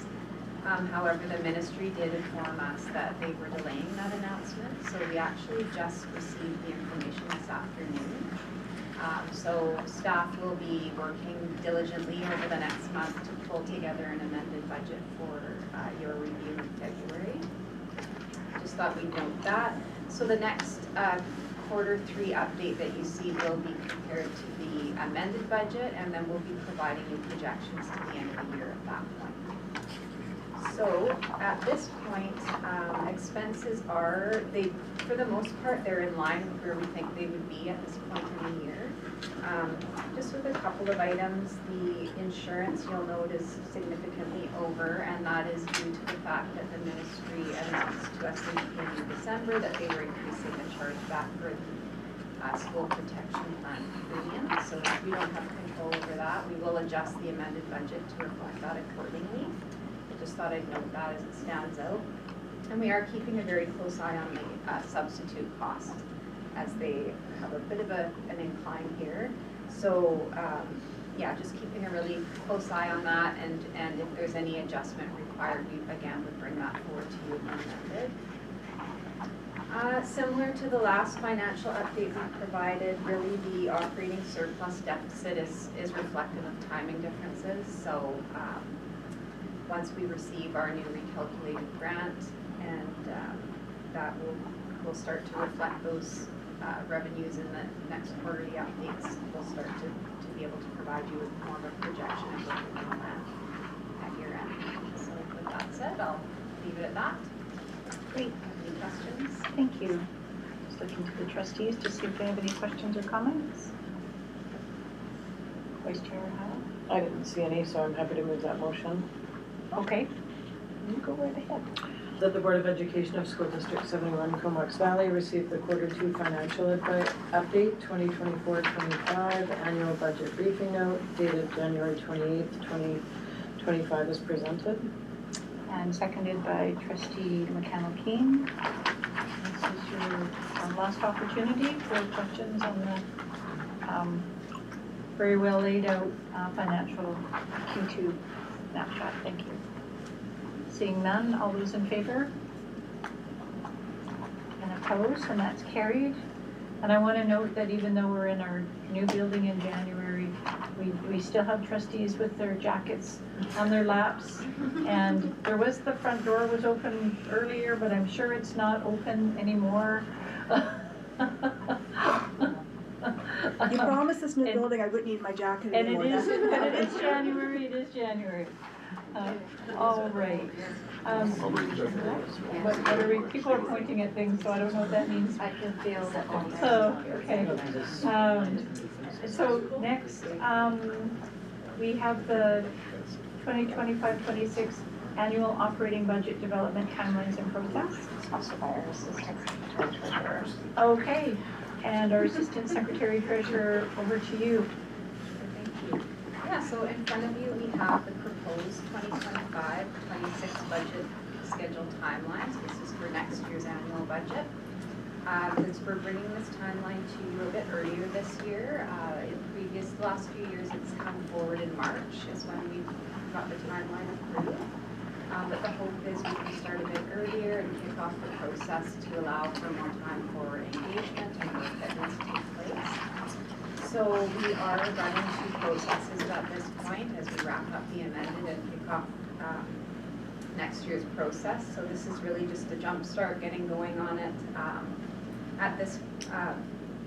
There has been quite a bit of work already taking place over the course of the last few months as we've been reviewing departmental and program budgets. So although we're saying this is the start of it, we really have been doing lots of work behind the scenes. So we did prepare this schedule to align with ministry timelines as well as aligns with your board work plan. So all of these dates line up with where you would expect to see them coming forward in the board work plan. Just to note that all of our partners are invited to attend all of the open committee of the whole and board meetings. So we will ensure that they receive the agendas in advance with reports with opportunity to provide questions and feedback through that process. And we will also be launching a public survey to receive feedback with specific questions this year that we'll bring forward to the board throughout the process to consider as we're developing the budget. So we've developed this to allow for adequate engagement as well as to meet the statutory deadline of June 30th to adopt your bylaw. So I'll leave it at that. If you have any questions. Looking to the trustees to see if they, Trustee Elvinger? I have a comment. Thank you very much for bringing this to us earlier and starting the more public process a little earlier.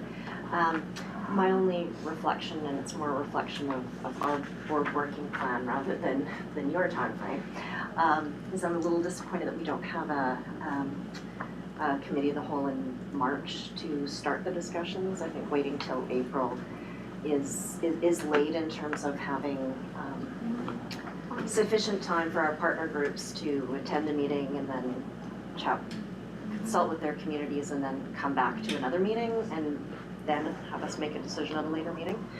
But that's feedback for future years for our board working plan. Trustee Kagan? So thank you for the working plan. I do appreciate it. And because spring break starts on the 17th and usually it's March the 14th, 15th, or 16th, the Ministry of Education decides to drop the budget on us. Prior to that, I understand why there isn't one in March, because we don't have the numbers until spring break. Basically, that's historically, it's been that way.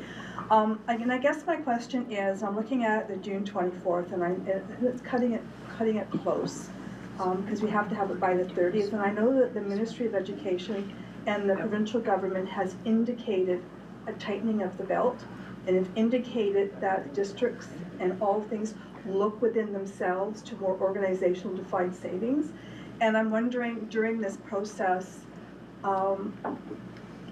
would there be an opportunity to have a discussion at some point of what the district is doing internally to look at how best to manage where we're going, because we are in structural deficit the last few times, and we can't continue the structural deficit. And I'm concerned with the mandate and all indications, whatever it is, that it's going to be a very fiscally conservative budget. So I'm just wondering if maybe having a placeholder for another meeting in April or May to have a deeper conversation, if we need to really recalibrate and look at what we're doing and where we're going on that one there, because the probably about the March 15th or 16th, we're going to get that. You guys, the staff, the work over spring break, will be crunching those numbers, and then we'll come back in April and we'll start. And so I'm just wondering if there's a possibility to have a placeholder for an extra meeting if we need to have those conversations, if we have to look at some adjustments based on indications from the ministry's mandate letter and all indications from the Treasury Board and Finance. It's going to be a very fiscally conservative budget coming forward for the next little while. That was just my only thought, my concern is having an extra time to have those conversations. I mean, we can look at another date that might fit just in case and bring forward that date at the next meeting. Thank you. Seeing no further questions or comments? Yeah.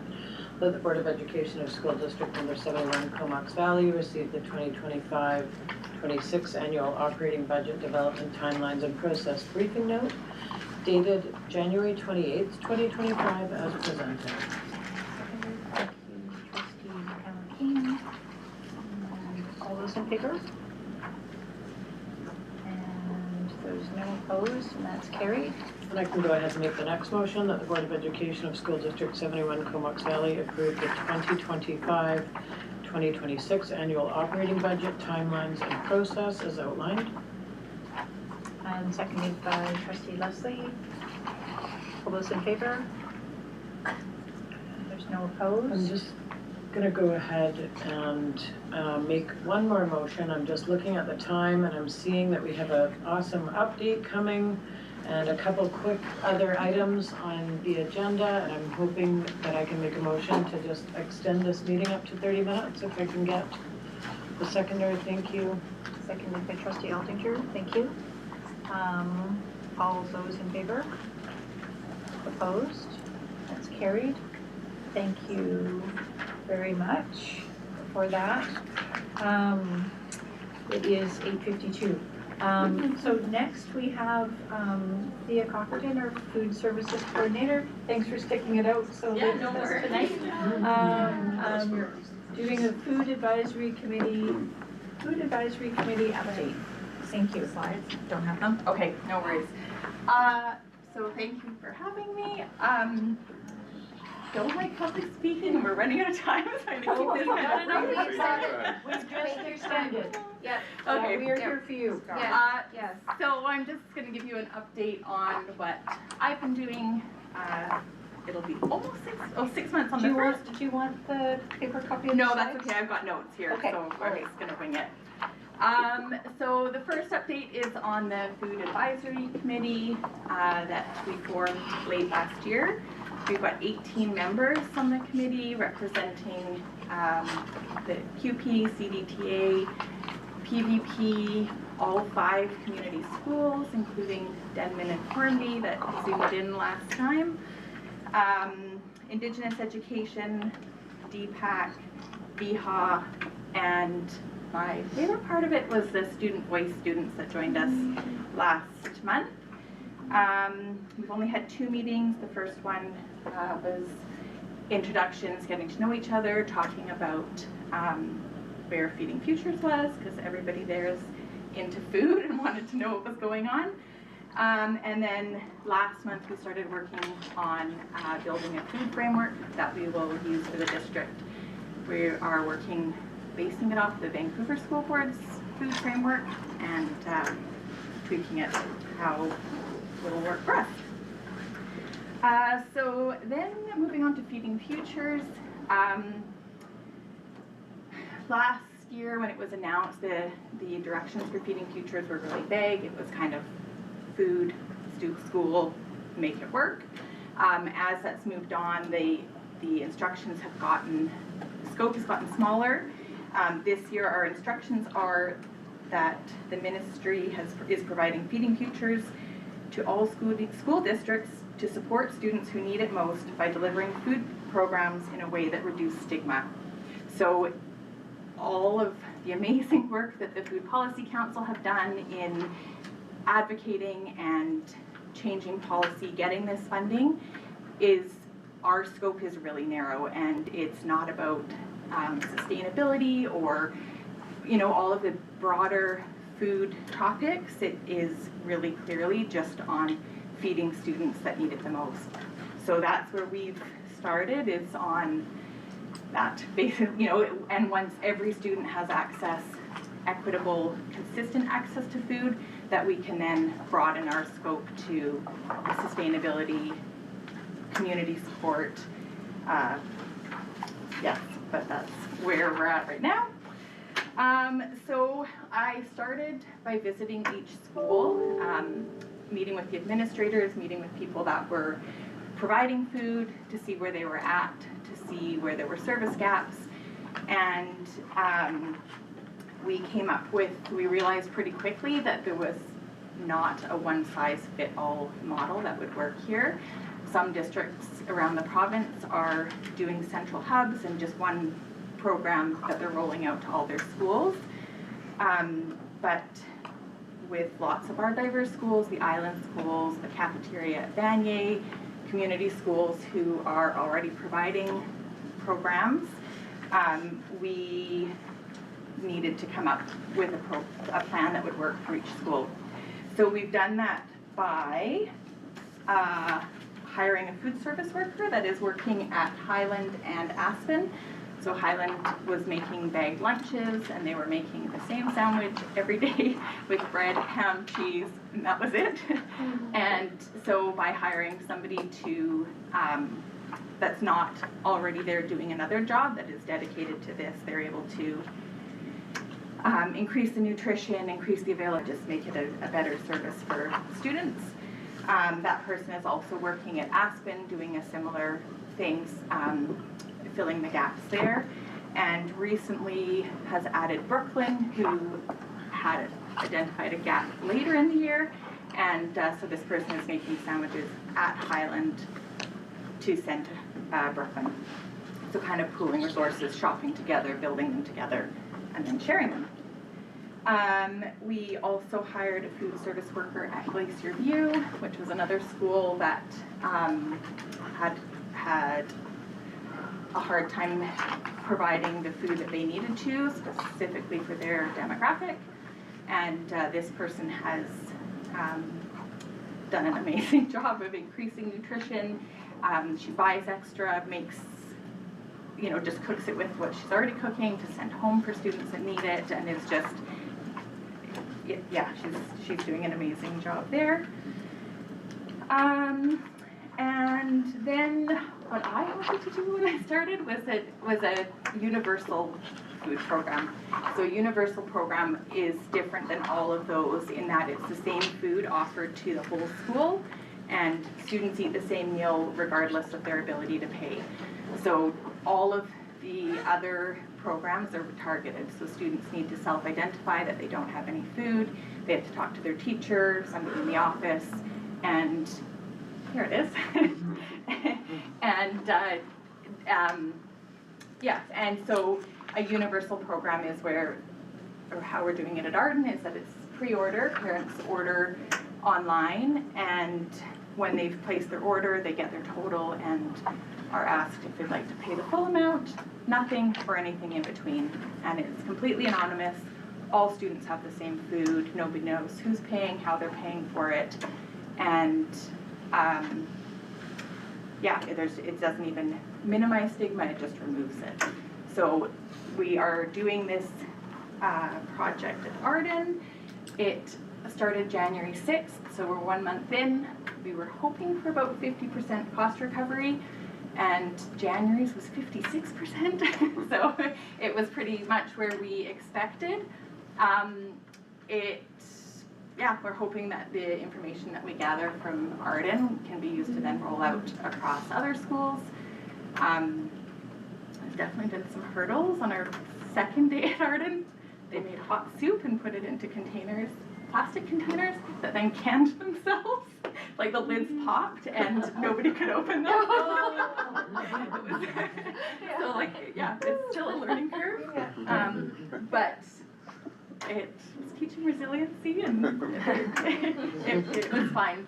So hopefully we will be able to roll it out, and by doing it as a cost recovery, the idea is that it'll be sustainable, and so the money that we bring in will cover the cost of the food that we're buying. Obviously that's not the case right now, as the food service worker gets into her groove, figuring out what she can make with an oven that doesn't quite get up to temperature. There's still some things to work out, but ideally in the long term it will be financially sustainable and support itself is the hope. And that's it. Thank you, and thank you for finding the slides from the agenda package or wherever they came from. Doesn't matter. Somewhere. It's great. I'm looking to the trustees to see if you have any questions or comments, and I see Trustee Leslie, Vice Chairperson Howe, and then Trustee Aldinger. I'm worried about the oven. I had a lesson from an electrician, and I know what the problem is. I've identified it, and we're working on a solution. Excellent. It's all to do with voltage. Okay. And the power system in schools is commercial and ovens are residential, and they don't necessarily mix. And our Director of Operations is here. And I believe the district has electrician. We're on it. I don't know, just popping it out there. Great. Solvable problem. Absolutely. Excellent. Thanks so much for the presentation, Thea. I am lucky enough to be the trustee liaison right now for Arden, and so I've been at a couple of PAC meetings and been able to see the response from the community and what a real impact that's making to families. I'm on a Facebook sort of family group that they have on that talks about things going on with their school community, and they had invited me to be a part of that, and the overwhelming sense of relief and pride in that community and the work that you've done there, and just the intentionality of it, and just totally erasing that barrier that we were trying to do that in so many pockets of our district, and we're very grateful to have you and the staff now, and identifying some of the gaps and some of the problems that we previously faced, and looking at them and finding solutions for us. So I appreciate all the work you're doing, and thank you. Thanks so much. And then I had, go ahead, Yeah, thank you so much for the presentation. I, of course, have the good fortune of sitting on the Food Advisory Committee with you, and have really enjoyed the two meetings we've had so far. What I want to ask you about is you've talked about, I'm thinking back to the terms of reference that we had for the committee, and I think the job description that was launched in the district, and I'm wondering if the vision that was initially created was one that extended beyond the specific mandate of the Feeding Futures funding, and if that is a tension within the work that you're doing, whether that's a we need to respond to in terms of definitely funding, where the funding's coming from, rather than, or alternatively, your role may be more circumscribed than initially thought. But that's the impression I'm getting from what I'm hearing from you. It is, and I think we initially all thought school food is school food, food is food. And as we're getting more into it, I had a bit of an existential crisis last week because I was like, what am I doing? Like, they're very different. Like, food in general is very broad and Feeding Futures is very narrow. And I was having a hard time justifying them in my head and how they work together and which was the priority. And there's a thing in there about salad bars, which was really kind of shook me because they're always held up as the ultimate way to feed people, that they're nutritious, that they tick all of these boxes, they support local farmers. And I've seen in practice that when there are hungry children that are maybe unfamiliar with salad, that they're not being fed and that they're going home hungry still. And so, like, yeah, I was like, what do I do? How do I fix this? And so I think I can split them in myself, but I think for everybody else, the focus of Feeding Futures is very definitely on hungry students first and foremost, and everything else is separate and is bigger than me. It's going to involve curriculum and gardens and all of, like, people from all over the district as opposed to just food, whereas Feeding Futures is food. Was that? Go ahead, explores it. Yeah, when you're ready. Yeah. I was just curious. Thank you. In the slides, I read sort of around. Thanks for talking about salad bars. Around how they're dependent on many volunteers. Do you find, or have you found, are they solely volunteer dependent right now, or is that sort of, does that contrast from school to school? It's hugely volunteer dependent. So most of our salad bars are run by PACs and are done, are funded through PACs. Most of them are sold to students and take 10, 15 adults a time. Which I think are amazing. Like, I think they're amazing. I started the salad bar in Cumberland. I've seen the benefits of it, and the cost to the district to not really meet our mandate is where I guess the division needs to be, and that if they can run independently and PACs can source volunteers and fund them separately, amazing, absolutely, please do. And that we need to feed hungry kids food that is nutritious, but food that they'll eat. And we don't have the resources to staff salad bar. Yeah. Yeah. Thank you. I was just curious. I have a question, or maybe a question. My hope is that the federally funded universal food program funding that's coming to provinces, that hopefully with the forming of our new provincial government and the currently existing federal government, that money will be coming soon to school districts, and maybe that will help fill some of those gaps, or those square peg in the round hole pieces that you're navigating with some of the food pieces. Yeah, the last update I had was late last week, and the ministry are working with the federal government. It's coming. She said we don't have an update yet, but it's coming. So my hope is that it's just going to be additional money into the Feeding Futures Fund that we can then use to expand what we're doing. I think right now it works out at like $1.50-ish per student for our 25% of our students to provide breakfast and lunch every day for 25% of students. So it's not enough money, and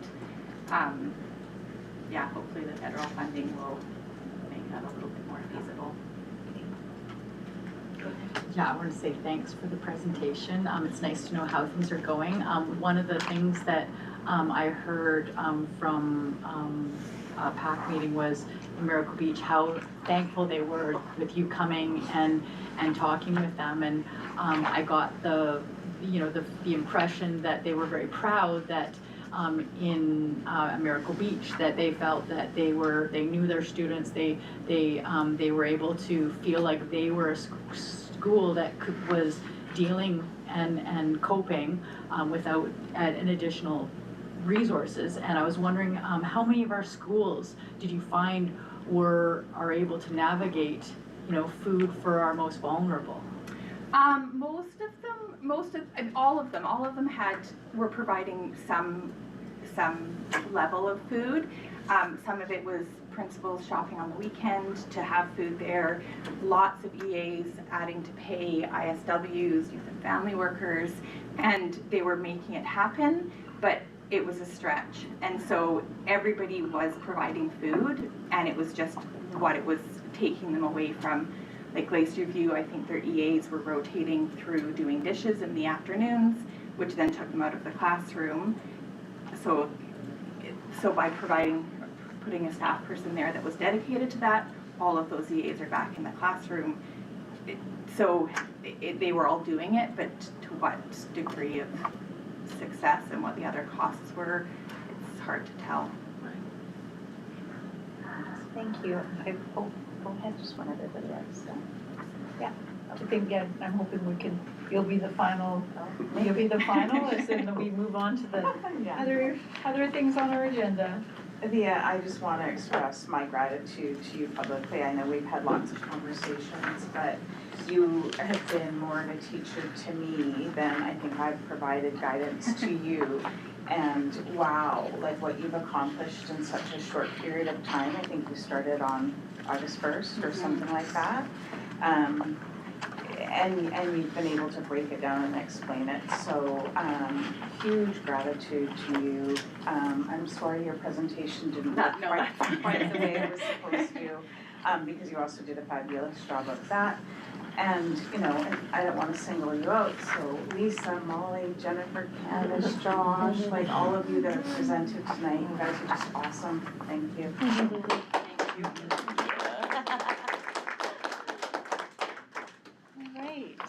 All right. Moving on, you have in your agenda packages on page 189 and 291, the Open Committee of the Whole Board Report.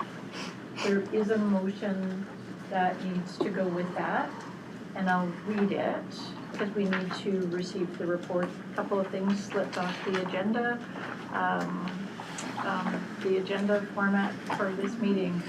So the Board of Education of School District Number 71, Comox Valley, received the Open Committee of the Whole report as presented.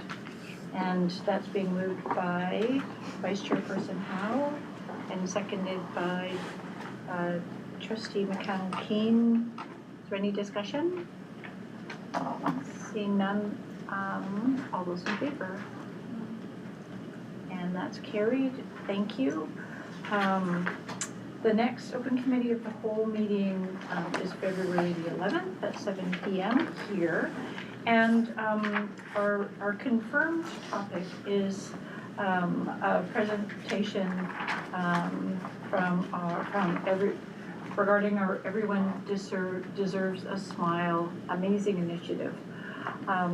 There is another item further down the agenda. Agendas don't always go in the order we want. There's a potential agenda item coming up under Board Business 10 that if the board chooses to pass the motion, then that will also be the second topic for the February Open Committee of the Whole meeting. So that's just for information. Stay tuned. We'll know shortly. Yeah. And so I'm going to move on now to the Ad Hoc Policy Committee Board Report. Just asking the trustees on that committee if they have anything that they would like to highlight on that board report. And once that's done, we'll also move a motion that I'll read out. I think we're grateful to be bringing something tangible forward at this time. It's partially because of the strategic plan work happening sort of alongside. Working on the foundational policy took time to ensure that it had what it needed within. But yeah, grateful to be bringing that one forward, and I hope that it'll be supported to be sort of looked at with not only our eyes, but the eyes of all our partner groups as well on the 11th.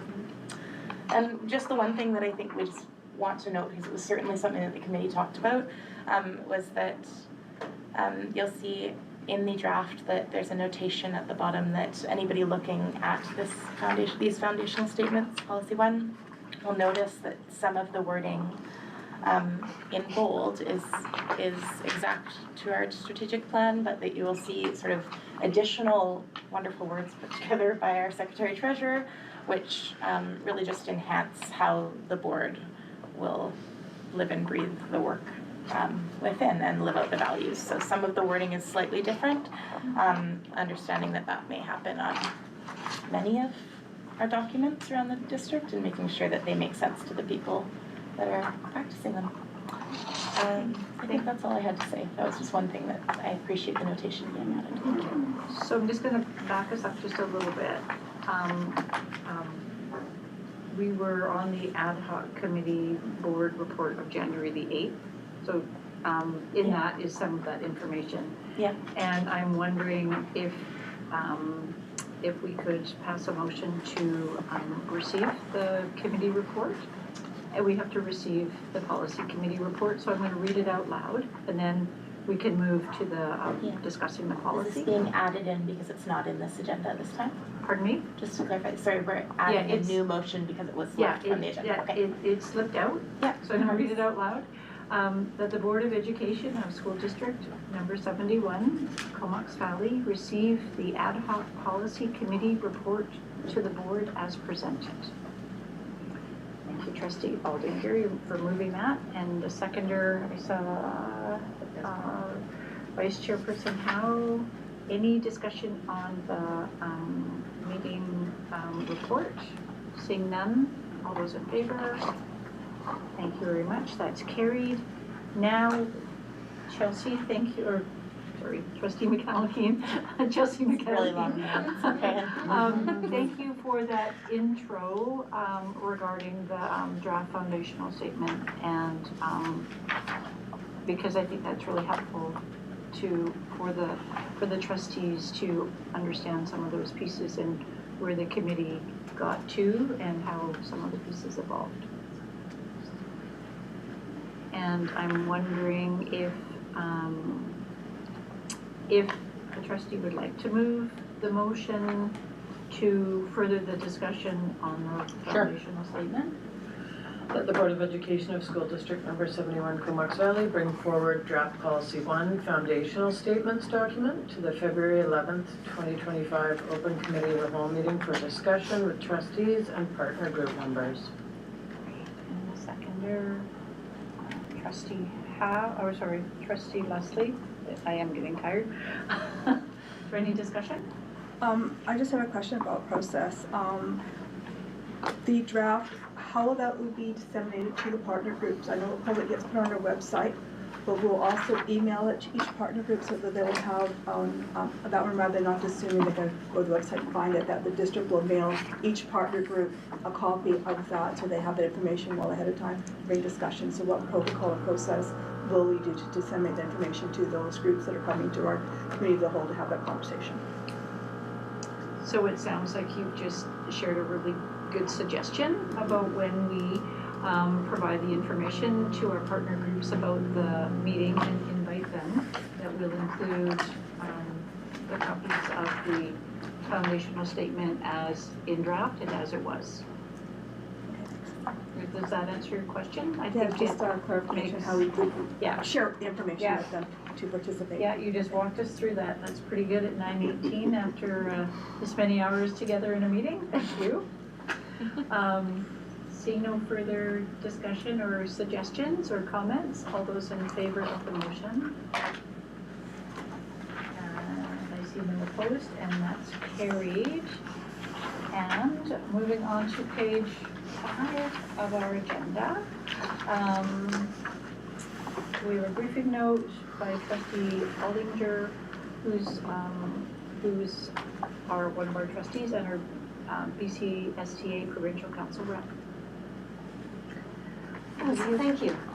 So each year at the annual general meeting of the BC School Trustee Association, boards of education from across the province are provided with an opportunity to shape that association's collective discussion, decision-making, and advocacy to the Ministry of Education and Childcare. And substantive motions to be considered at this year's AGM need to be submitted by February 21st, and therefore this is our opportunity to vote on such motions at a public board meeting. The background that I provided in the briefing note references our board's own commitment to this issue and the work that we've done, but I thought I might ground us instead briefly in the work that how this is very consistent and supportive of the work that has been done on the provincial level as well. The Ministry of Education and Childcare has taken considerable measures in recent years to address gender-based violence, including making consent education a mandatory learning outcome for students in all grades by providing some guidance to safer school coordinators and school districts in relation to responding to student complaints of sexual assault by other students.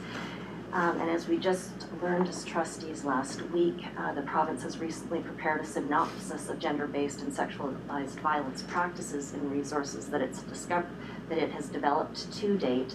Again, signaling that it is a priority. And of course, these measures are also key components of the province's multi-year gender-based violence action plan that was released in December 2023. That's this document, which specifically included among its planned actions increasing prevention education and improving systemic response to victims and survivors of sexual violence in BC. But despite these efforts, the problem of gender-based violence persists at epidemic rates, as was recognized by our province in its declaration, I believe just last week, that gender-based violence is an epidemic in BC. So I bring this motion. It's rooted in the recognition that acts of gender-based violence, from sexual harassment to sexual assault, exist on a continuum and should not be considered as isolated incidents. Rather, these acts should be recognized as taking place within a larger social and cultural context of misogyny and sexism, which requires systemic response that is multifaceted, intentional, and ongoing. And this motion seeks to address yet another facet of this ubiquitous problem, specifically sexual harassment. I've cited in the briefing note the McCreary Centre's BC Adolescent Health Survey results. That survey is conducted every 5 years, and it's described by the McCreary Centre Society as the most reliable comprehensive survey of youth ages 12 to 19 in BC. In 2023, the most recent survey, over 38,000 students in 59 of BC's 60 school districts completed the survey, including our district. And across BC, the survey revealed that 51% of female students, again ages 12 to 19, reported that they had experienced verbal sexual harassment in the previous year, and 32% had experienced physical sexual harassment. Non-binary youth in BC reported even higher levels, 58% verbal and 40% physical sexual harassment. So this motion seeks to develop further education of educators, or simply adults in the education system, and students about the seriousness of the problem and also ways to deal with it. Thank you. Are there any trustees that would like to speak to this before we move to the motion? I'd just like to read the motion. Okay. Then could I, okay, move the motion, then I'll speak to the motion. I've got one point. Go ahead. That the BCSTA advocate for the Ministry of Education and Childcare to develop, promote, implement, and fund a K-12 action plan to address misogyny and sexism, brackets, akin to the K-12 anti-racism action plan released January 2023, close bracket, and which specifically includes strategies for educators and for students to identify and respond to gender-based biases and sexual harassment. And then can I, Trustee Leslie, can I just get you to read the top? The top, thank you. That the board, I was so excited to read it. I missed it too. Yes, that the Board of Education of School District 71, Comox Valley, approved the following motion for submission to the BCSTA Annual General Meeting scheduled for April 24th to 26th, 2025. And then what I said. It's been seconded by Vice Chairperson Howe. Is there any discussion?